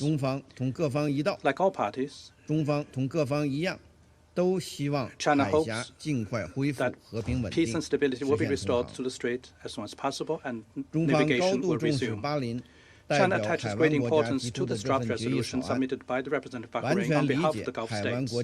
We fully understand their serious concerns, and we are committed to solving the issue properly, and we have participated constructively in the consultations. Under the current circumstances, this draft resolution should clearly identify the root causes of this conflict, seek appropriate solutions to address the root causes, and ensure the safety and security of shipping lanes, and strive to promote dialogue and achieve peace. It is regrettable, though, the draft resolution fails to capture the root causes and full picture of the conflict in a comprehensive, balanced manner. It contains one-sided condemnation and pressure, characterizing the situation as a threat to international peace and security, as well as the use of armed escorts. Such language is highly susceptible to misinterpretation or even abuse.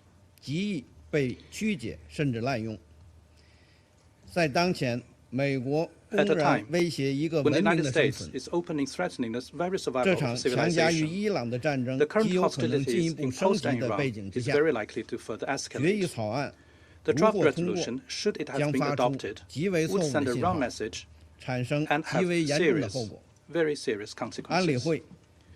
The Security Council has recent lessons to learn from issues such as Libya and the Red Sea. Such past mistakes must not be repeated. The Security Council's actions should be aimed at de-escalating the situation and cooling the temperature.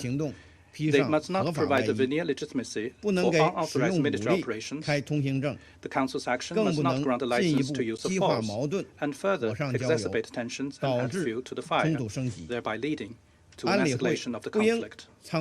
The Security Council should not rush to vote on the draft resolution where serious concerns among members have been raised. In light of the above, China had no choice but to vote against the draft resolution. President, this is a war that should never have happened. And as it continues, it will cause immeasurable harm. At present, the situation in the Middle East continues to deteriorate, and hostilities are escalating. The fundamental solution to ensuring safe passage of ships through the strait is to achieve cessation of hostilities and the fighting as soon as possible. The US and Israel are the instigators of this conflict. The fundamental reason for the disruption of navigation in the Strait of Hormuz is the illegal military actions taken by Israel and the United States against Iran. China urges the US and Israel strongly to immediately cease its illegal military actions. Having heard what was said by our US colleague, we are much more convinced now that China's position is objective and impartial, reflecting the image of a responsible major power that upholds international fairness and justice. Our vote will stand the test of history. At the same time, China calls on Iran to stop attacking relevant facilities in the Gulf, address the legitimate concerns of Gulf nations, focus on the common interest of the global South, and take corresponding positive measures to restore normal navigation in the Strait of Hormuz as soon as possible.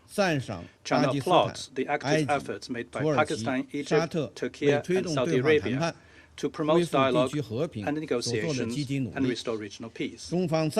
China commends and supports the work carried out by the United Nations in mediation and alleviating the humanitarian situation, and looks forward to these efforts yielding tangible results at an early date.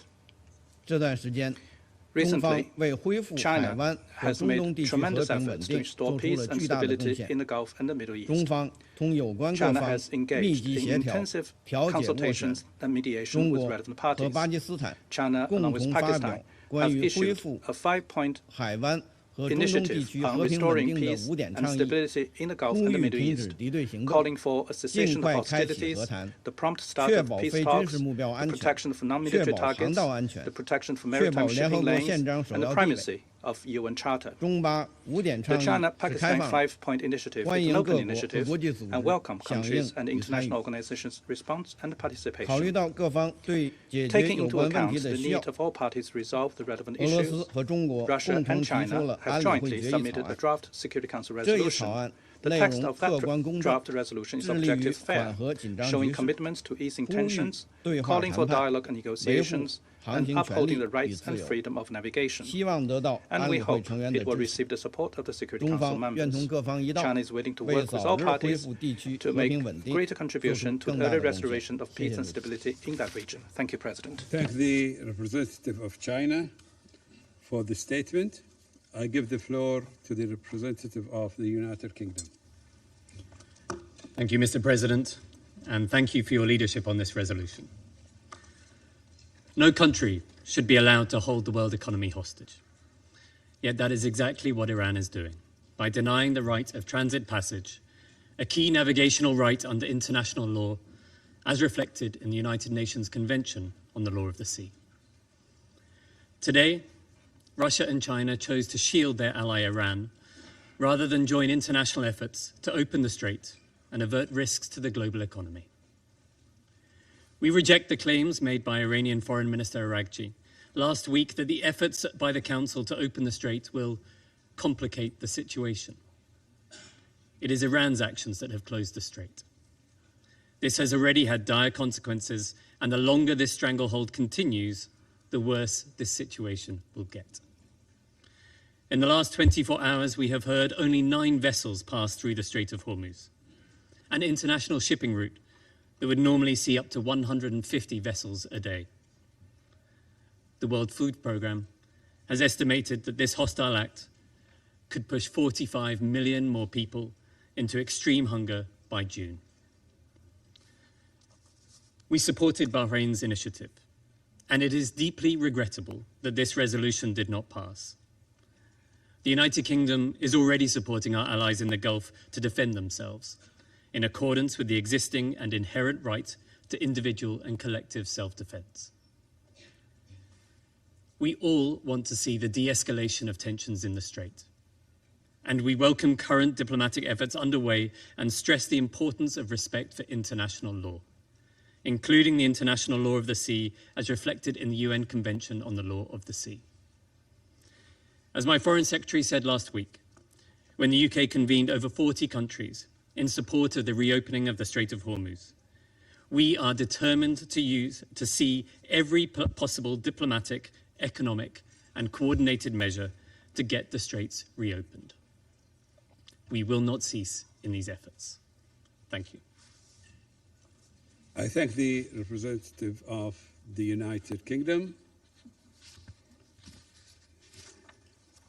I now give the floor to the representative of the Islamic Republic of Iran. In the name of God, the compassionate and merciful, thank you, Mr. President. I congratulate Bahrain's presidency for this month. The draft resolution put before the Council was flawed, factually, legally, and politically. The draft is entirely one-sided, biased, and indefensible.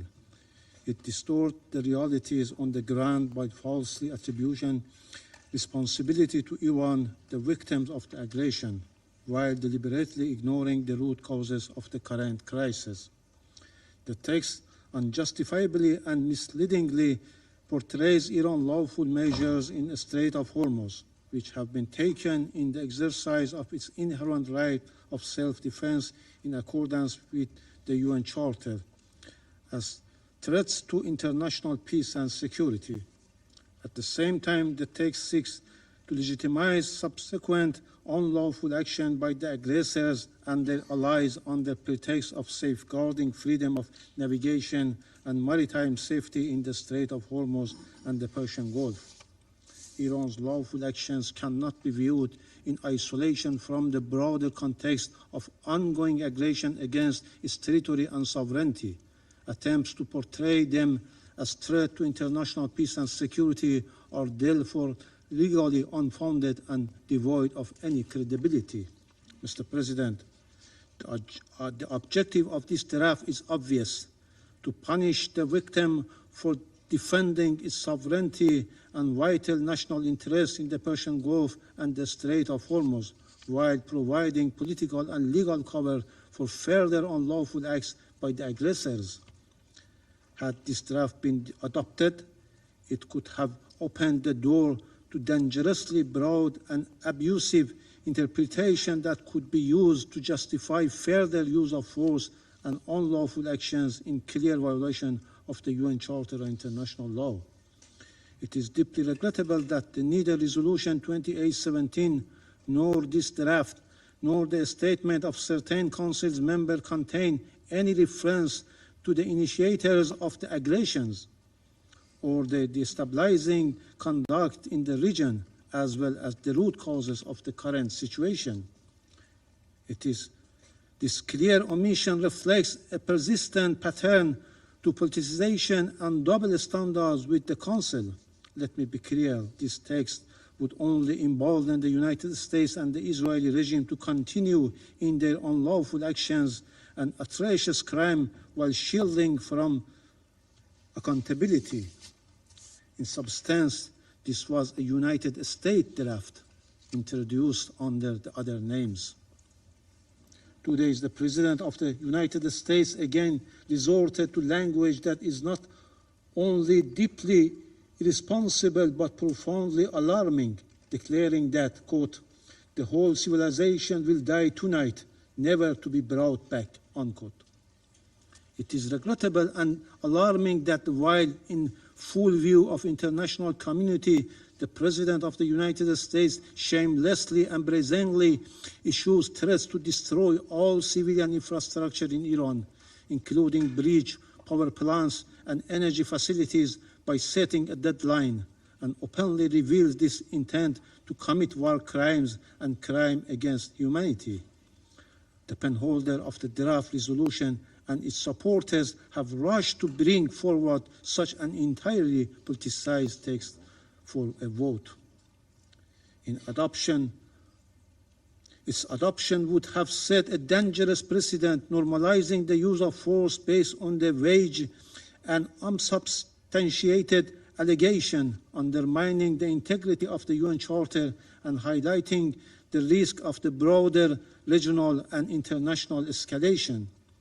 For these reasons, we consider the draft legally indefensible, politically unbalanced, and strategically destabilizing. We express our appreciation to China and the Russian Federation for their responsible conduct, for their constructive approach, and for exercising the veto in a manner consistent with the principle of the UN Charter. Their action today prevented the Security Council from being misused to legitimize aggression. In fact, Russia and China ensured the Security Council would not be instrumentalized to legitimize aggression, and in doing so, they stood firmly on the right side of the history. We acknowledge and thank Pakistan and Colombia abstained, recognizing the serious implication the draft would have had for regional peace and stability. By contrast, those who supported the draft resolution choose to put the blame on Iran while remaining silent on the ongoing war crimes and criminal and the terrorist attack being committed by the United States and Israel against civilians and critical infrastructure in Iran. Their position and their votes today reflect a clear double standard. It exposes a stark gap between their stance commitment to the UN Charter and international humanitarian law and their conduct in practice, Such selective application of legal principles not only undermines their credibility, but also calls into question the good faith of the invocation of international law and the UN Charter. Mr. President, we categorically reject all unfounded and politically motivated allegations against my country made in this meeting. These claims lack any legal basis and serve only to divert attention from the realities on the ground, namely the illegal and savage war launched by the United States and the Israeli regime against Iran. Their purpose is clear: to whitewash the atrocious and war crimes committed by the US and the Israel against the people of Iran, and to obscure and deflect from serious violations committed against the Iranian people. Having said, Mr. President, I would like to make the following points. First, the Islamic Republic of Iran, as a responsible state committed to the United Nations Charter and the international law, has consistently upheld freedom of navigation and maritime security in the Persian Gulf, the Strait of Hormuz, and the Gulf of Oman. For decades, the Strait of Hormuz has remained open to all vessels, with freedom of navigation and maritime safety effectively maintained. Currently, the Strait of Hormuz remains open. However, the ongoing unlawful and brutal war waged by the United States and the Israeli regime against Iran has created a dangerous situation that has directly affected maritime safety in the region. In accordance with its inherent right of self-defense, Iran has taken necessary and proportionate measures to prevent aggressors and their supporters from using the Strait of Hormuz for hostile purposes. As a coastal state, Iran has restricted passage for vessels linked to those acts of aggression in accordance with international law. Therefore, vessels associated with the aggressors don't qualify for innocent passage and will be treated in accordance with applicable legal frameworks. Non-hostile vessels not involved in or supporting aggressions may continue safe passage in coordination with relevant authorities in Iran. Responsibility for any disruption or escalation in this vital waterway lies with the United States and Israel, whose actions have undermined regional stability and endangered freedom of navigation.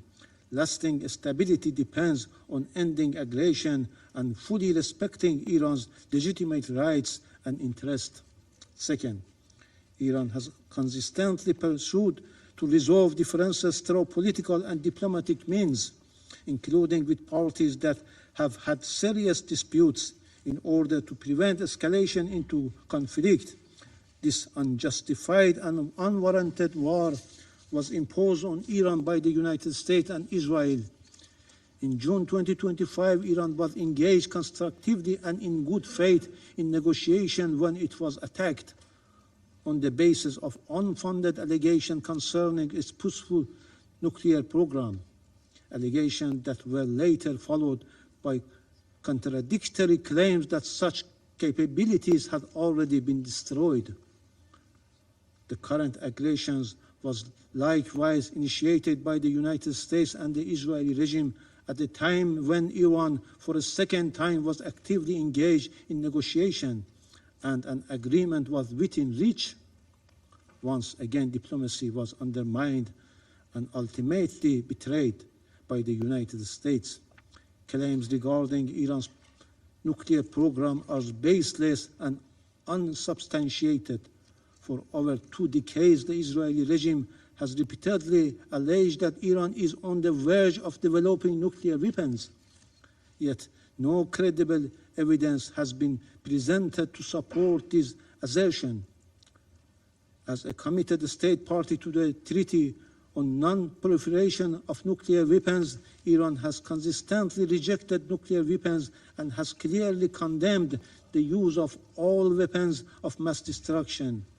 Iran has also accepted one of the most rigorous verification and inspection regime of the International Atomic Energy Agency, reflecting its stated position that its nuclear program is exclusively peaceful.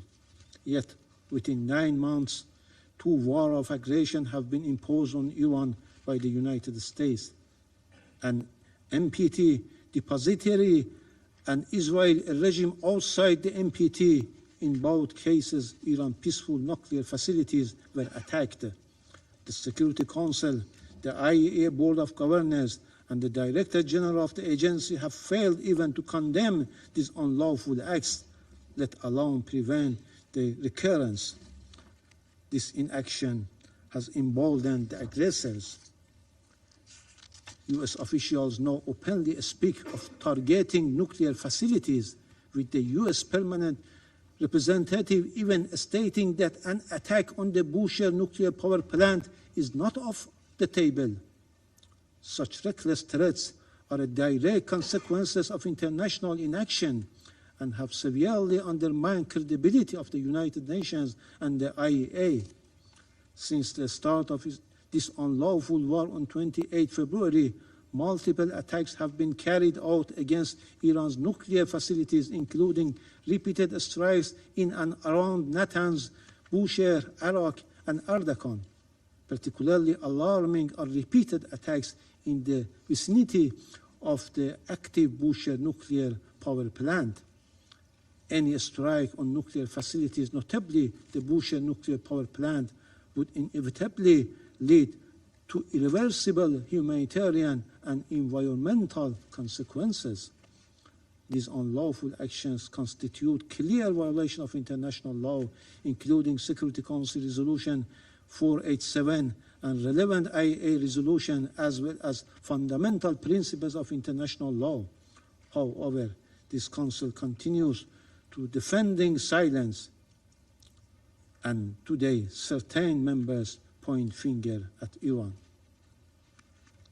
Third, over the past 39 days of this brutal war against Iran, the U.S.-Israeli aggressors have crossed all legal, moral, and humanitarian boundaries, committing grave violation and war crimes. From the outset, they have deliberately and indiscriminately targeted civilian objects, including schools, hospitals, airports, and sport facilities, such as primary schools in Minab. In view of the international community, the United States has slaughtered more than 168 innocent girls' schools in Minab. More than 700 schools and educational centers, along with universities, healthcare facilities, and cultural and historical sites have been attacked, reflecting clear hostility towards Iran's people, identity, and development. They also struck key industrial and production facilities built over decades despite severe sanctions. At the same time, the U.S. officials have made threats to destruction of infrastructure indispensable to the survival of the civilian population. Such threats, including the U.S. President's call for widespread destruction of essential civilian infrastructure, constitute incitement to war crimes and potentially genocide, and must be explicitly condemned under international law. Fourth, from the outset of this unwarranted and savage war on 28 February, the United States utilized military bases and facilities located in countries of the Persian Gulf region.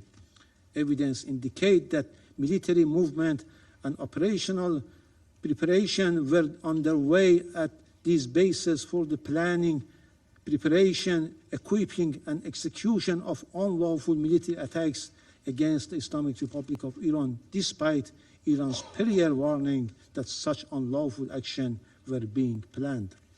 Iran has formally reported these developments with supporting documentation to the Security Council and Secretary General.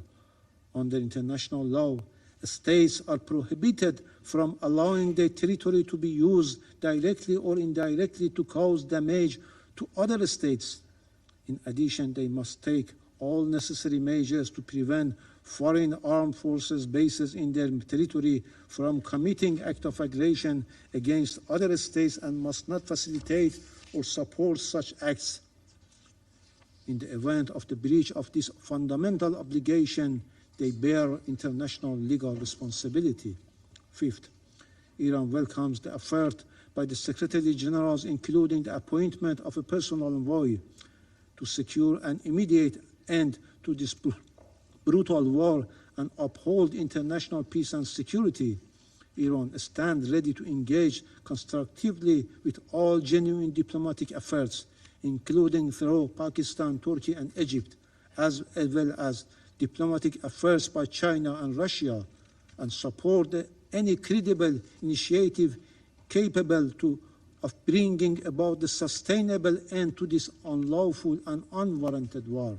In this regard, Secretary General Personal Envoy is currently en route to Tehran to pursue consultations. Iran categorically rejects a temporary ceasefire, particularly in light of the June experience, when hostilities resumed under false pretext.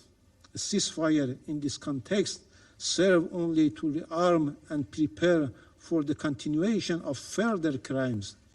Any viable solution must ensure a definitive and irreversible end to the aggression and establish a just and durable peace grounded in credible and verifiable guarantees against any recurrence.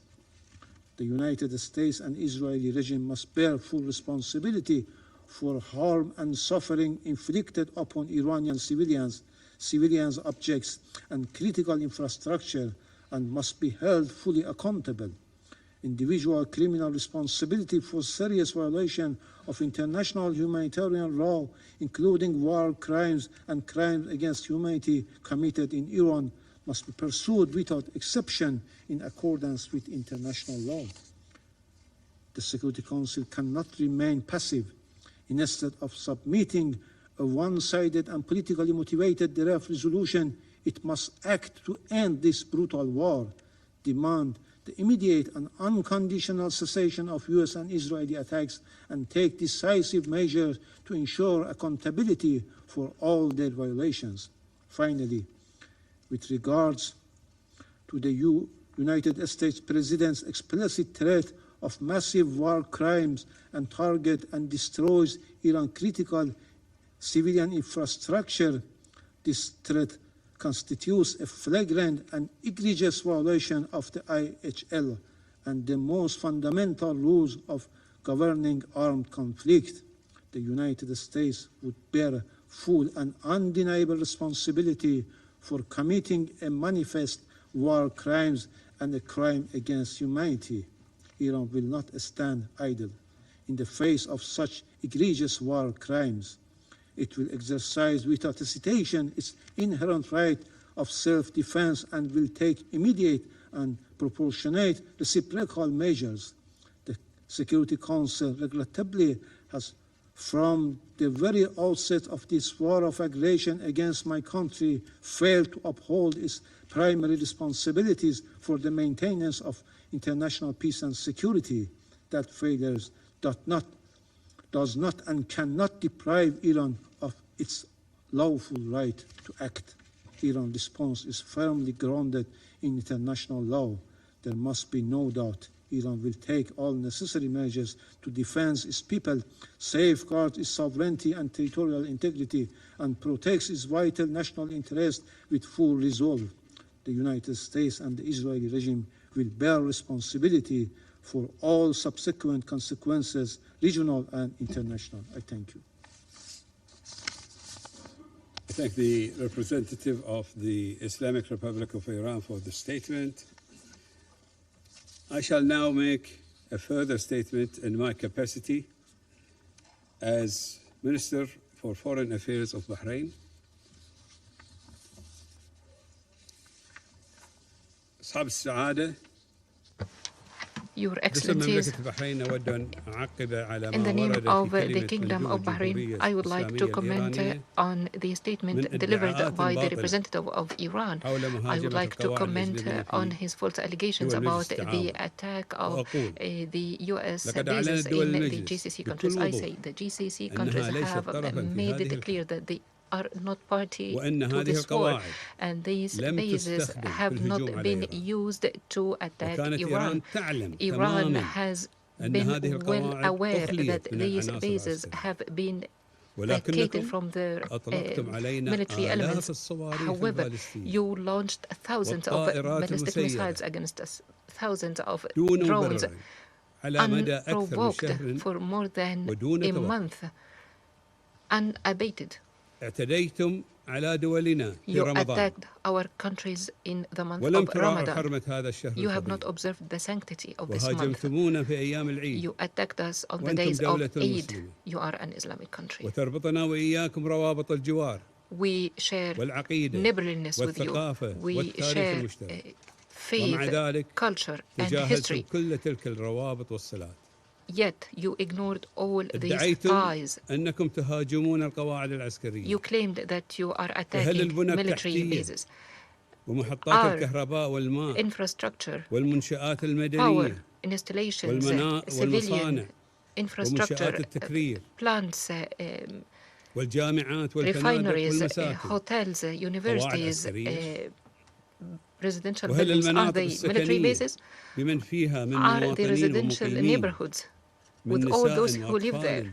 Women, children, elderly people, are they military bases? You have violated the Charter of the UN, international law, international humanitarian law, law of the sea, principles of good neighborliness. You have not observed the ethical, religious, and moral values. You have not observed Resolution 2817 and the Human Rights Council Resolution L38. You closed unrightfully the Strait of Hormuz. It is an international waterway. It is a good of all peoples of the world. It's not a property of Iran. You took international economy as a hostage in a terror-like manner. You denied the world countries' sources of energy, medical and food supplies. You disrupted international trade. You inflicted severe harm to international trade. You pushed 45 million persons, in particular in the south, to famine and starvation. Under the watch of the whole world, you attacked neighboring countries of yours who share good relations with you, economically, trade, socially, and even politically.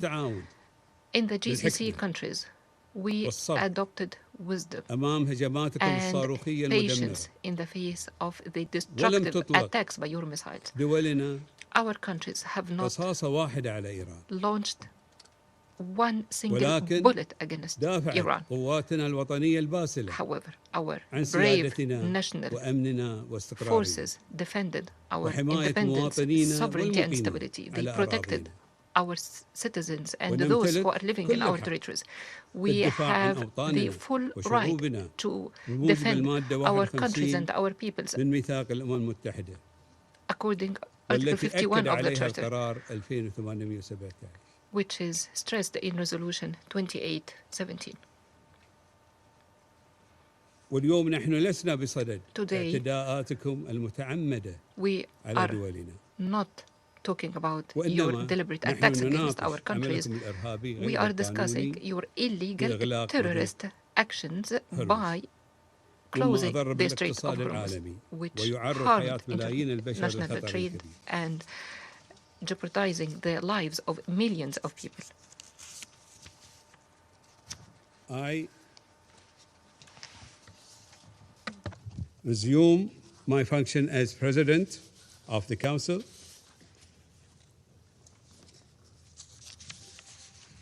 The representative of the United States has asked for the floor to make a further statement.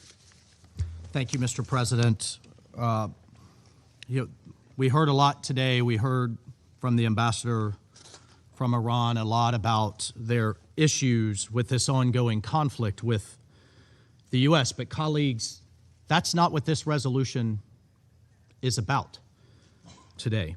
this is not about Iran in the U.S. today. This is about Iran and the Gulf Cooperation Council and Bahrain and the world.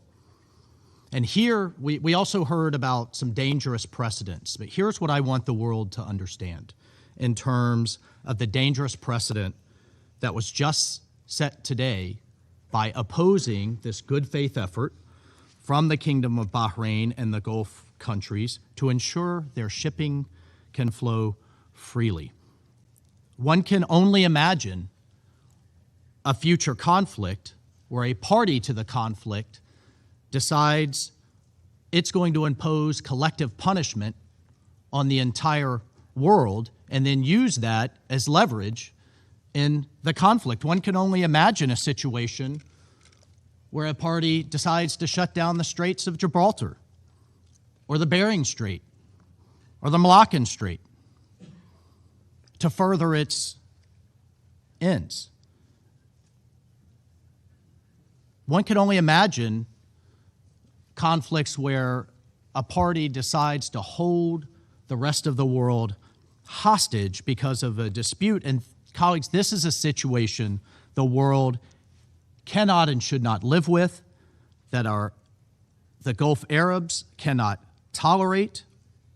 Freedom of navigation is fundamental to a nation's sovereignty and survival. So, Mr. President, the United States will support all measures for your country and for those affected to ensure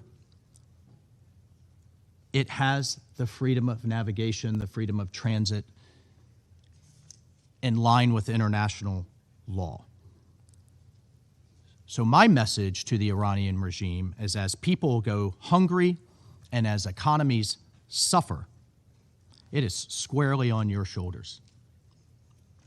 I thank you, Mr. President. I thank the representative of the United States for the statement. I believe that the representative of the Islamic Republic of Iran has asked for the floor to make a further statement. Thank you, Mr. President. Thank you, Mr. President. I think that once more this war showed that the U.S. will not bring security and stability for the regional countries. We have no hostilities with our neighbors. The fact is very clear that we are targeting the U.S. bases, U.S. interest, and U.S. assets in reciprocal action. In response to the representative of the United States, I only want to refer to some remarks of the U.S. President, which has initiated this war of aggression against Iran. On 21st of March, he threatened to hit and obliterate Iran's power plants. On 30th of March, he escalated these threats, vowing to blow up and completely obliterate critical infrastructure, including power plants, oil facilities, Hark Island, and desalination installation.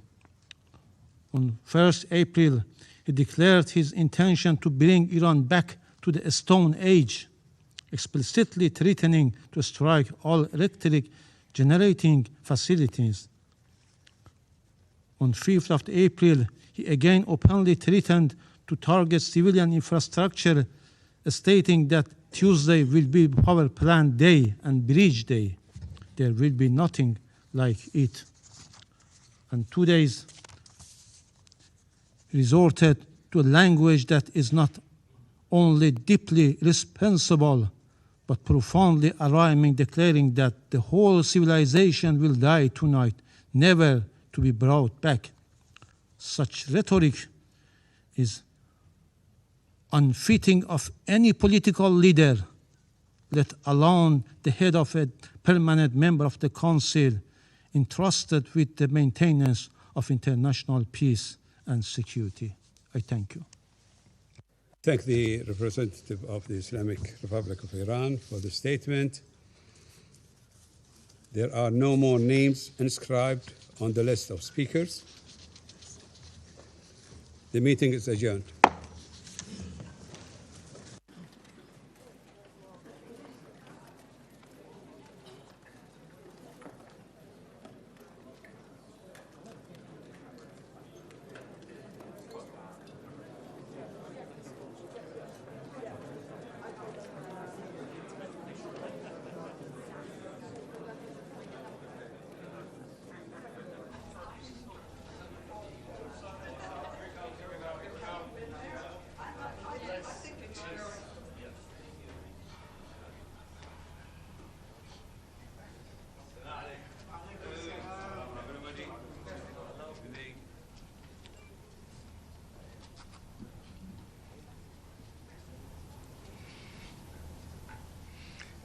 Maybe you saw me smiling, but to be in the United Nations when you are not united, it's a bit challenging. Ladies and gentlemen, we have just expressed in the chamber our deep regret that the draft resolution presented to the Security Council to address the situation in the Strait of Hormuz was or has not been adopted. Today, the Council has fallen short of its responsibility to maintain international peace and security and to address Iran's illegal conduct with the clarity and firmness that the situation demands. This is not a matter that can be delayed or approached with hesitation. Together with the sponsors of the draft resolution, the Kingdom of Bahrain has, as penholder and as a directly affected state, has engaged extensively with all Council members throughout multiple rounds of negotiations. We listened carefully, incorporated views in good faith, and even postponed the vote to allow additional time for consensus. Despite these efforts, the Council did not rise to the occasion today to adopt a clear and necessary text. We made clear repeatedly that the countries of our region are not parties to this conflict, have never sought to be, and do not wish to be. We reject any false Iranian claims to the contrary.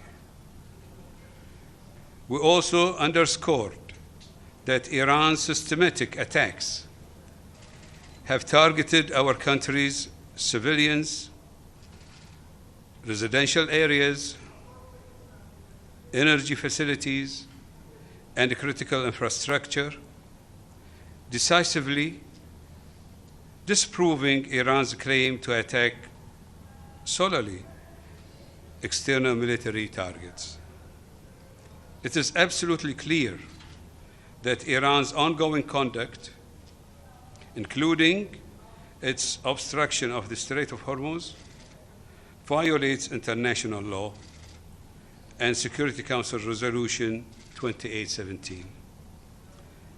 The purpose of this draft resolution was precisely to put an end to these unlawful actions, which are already having widespread consequences for the global economy, as well as food and energy security. Rising costs of food, transport, and energy are affecting millions, while tens of millions more are at risk of acute hunger. So despite today's outcome, Bahrain, together with the Gulf states and Jordan, will intensify diplomatic efforts, both here and across other international platforms. We will not relent in working to deter these unlawful attacks and to protect our citizens and residents of all nationalities. We will continue our efforts to safeguard freedom of navigation in the Strait of Hormuz, ensure safe and lawful passage for international shipping, and support the recovery of regional and international markets and supply chains. And we will uphold our responsibility as sovereign states to protect our territorial integrity and to ensure that such unlawful conduct does not become an accepted precedent. Let us be clear. The Strait of Hormuz is not being disrupted by circumstance, but by deliberate choice. A choice to violate international law, attack vessels, and obstruct lawful navigation. The international community must stand with those affected by these unjustified actions and in defense of international law. So while it is regrettable that some have put political considerations before essential action, Bahrain and our regional partners will continue to take all steps necessary to safeguard our sovereignty and security in accordance with Article 51 of the United Nations Charter. Our countries have exercised considerable restraint and patience in the face of ongoing Iranian aggression. But this restraint cannot be expected to continue without limit. Our rights under international law cannot be diminished by inaction, nor can accountability be avoided by turning a blind eye. I thank you.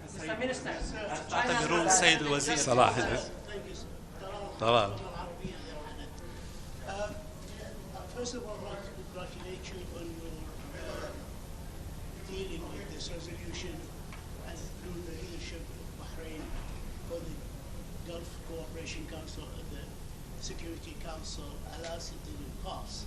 But where do we go from here? And do you think the Russian and the Chinese draft resolution, which is in blue already, has any chances of remedying the situation that exists on the ground today? As I indicated, when we were lobbying and working and drafting for Bahrain being the pen holder and also at the same time the president of the Security Council, we were facing a challenge where we wanted a very strong resolution, yet maintaining the unity of the Security Council as the president of the Security Council. So we will continue to be president for this month. Regarding the resolution, we'll go back to the drawing table again, and we will coordinate with our partners and take necessary steps to start mitigating and working on countering these challenges, ensuring the separation of the war from the attacks on our states, differentiating between them and differentiating between both from the Strait of Hormuz. The Strait of Hormuz is a major waterway and we have to go back to probably Resolution 2817, which had a co-sponsors support from 136 countries. These co-sponsors, they are seeing the effect of the closure of the strait, and that the global economy is being hijacked. It is, and also the effect on the global south. So we need to work with them. We need also, as having the presidency of the Security Council, to work again on seeing how we can reunite the Security Council. This is our job. The Russian draft that is in blue now, do you foresee that it will be able to pass and remedy the situation, open the Hormuz Strait, and ensure the freedom of international navigation in the Gulf? Well, to be frank, I haven't seen it, read it yet. And as a president, even if I have an opinion, I think I have to respect and keep it to myself. ممكن باللغة العربية السيد الوزير، هل ترون أن قراراً من الجمعية العامة يمكن أن يؤمن الغطاء الدولي القانوني لتأمين الملاحة في مضيق هرمز، وهو أمر تم في قرارات سابقة؟ يتم دراسة هذا الاقتراح وهذا البديل من ضمن عدة احتمالات ممكنة للعمل عليها. I'm sorry, I promised her. Thank you very much, Mr. Minister. Edith Lederer from the Associated Press. It's a pleasure. Have you heard anything from the Iranians about possibly opening the Strait of Hormuz to avoid the deadline set by President Trump to attack their infrastructure starting at 8 p.m. tonight? And if you haven't, what kind of retaliation are the Gulf countries expecting? Well, the Gulf countries been attacked now for more than 5 weeks. We have restrained ourselves, and as I said, restraint has a limit, but we did not hear or negotiate or deal with Iran. The only thing we hear from Iran is sometimes they claim sovereignty over the strait, and they are trying to really carry on closing the strait. And this will really create a precedence that I hope that the international community will not tolerate. Mr. Minister, this is Nama Abdullah with Huda Media Network. Thank you so much. China's permanent representative just told us over there that the timing of the vote was bad. He cited the timing, as you know, at 8 p.m. President Trump is expected to escalate his country's attacks on Iran. Why didn't you delay it a bit further so that they might not vote vetoed? To be frank, we have presented the draft resolution since last Monday. We wanted the voting to be last Monday, and then we delayed it to several times to accommodate for such a request. But we cannot tie such important issue that the entire world is affected by with the quote-unquote the right time, or tie it with social media or coverage. I think the Security Council really did not rise to the occasion this time, but as president, we will go back and try to work on a an approach because it is an imminent and it is a very important issue that we need to deal with. Thank you. Thank you, gentlemen. Appreciate it. About the resolution, the last question. Stefano Vaccari, Ital Press, La Voce di New York. It's a kind of follow-up because the Chinese ambassador talked also about, the language used by President Trump. So my question is, do you think that the words that President Trump used in the last few hours affected the decision by Russia and China not to let your resolution pass? Well, Russia and China and the permanent representative are experts, and they've been in this business for us. We've just been 3 months in the Security Council. They have seen that should be focusing only on the language of the resolution and what does the resolution cover. If you focus only on the resolution, a resolution with the wordings that we had, which we have watered a lot. It started with Chapter 7, and we went to a lower and lower to satisfy and deal with the concerns that all other members of the Security Council had. We thought that we had a balanced language, and I think this is the language that we should be focusing on. Thank you very much. What do you think about that language? As I said, we are the penholder of the resolution, and we are concerned about the wording of the resolution. Thank you, sir.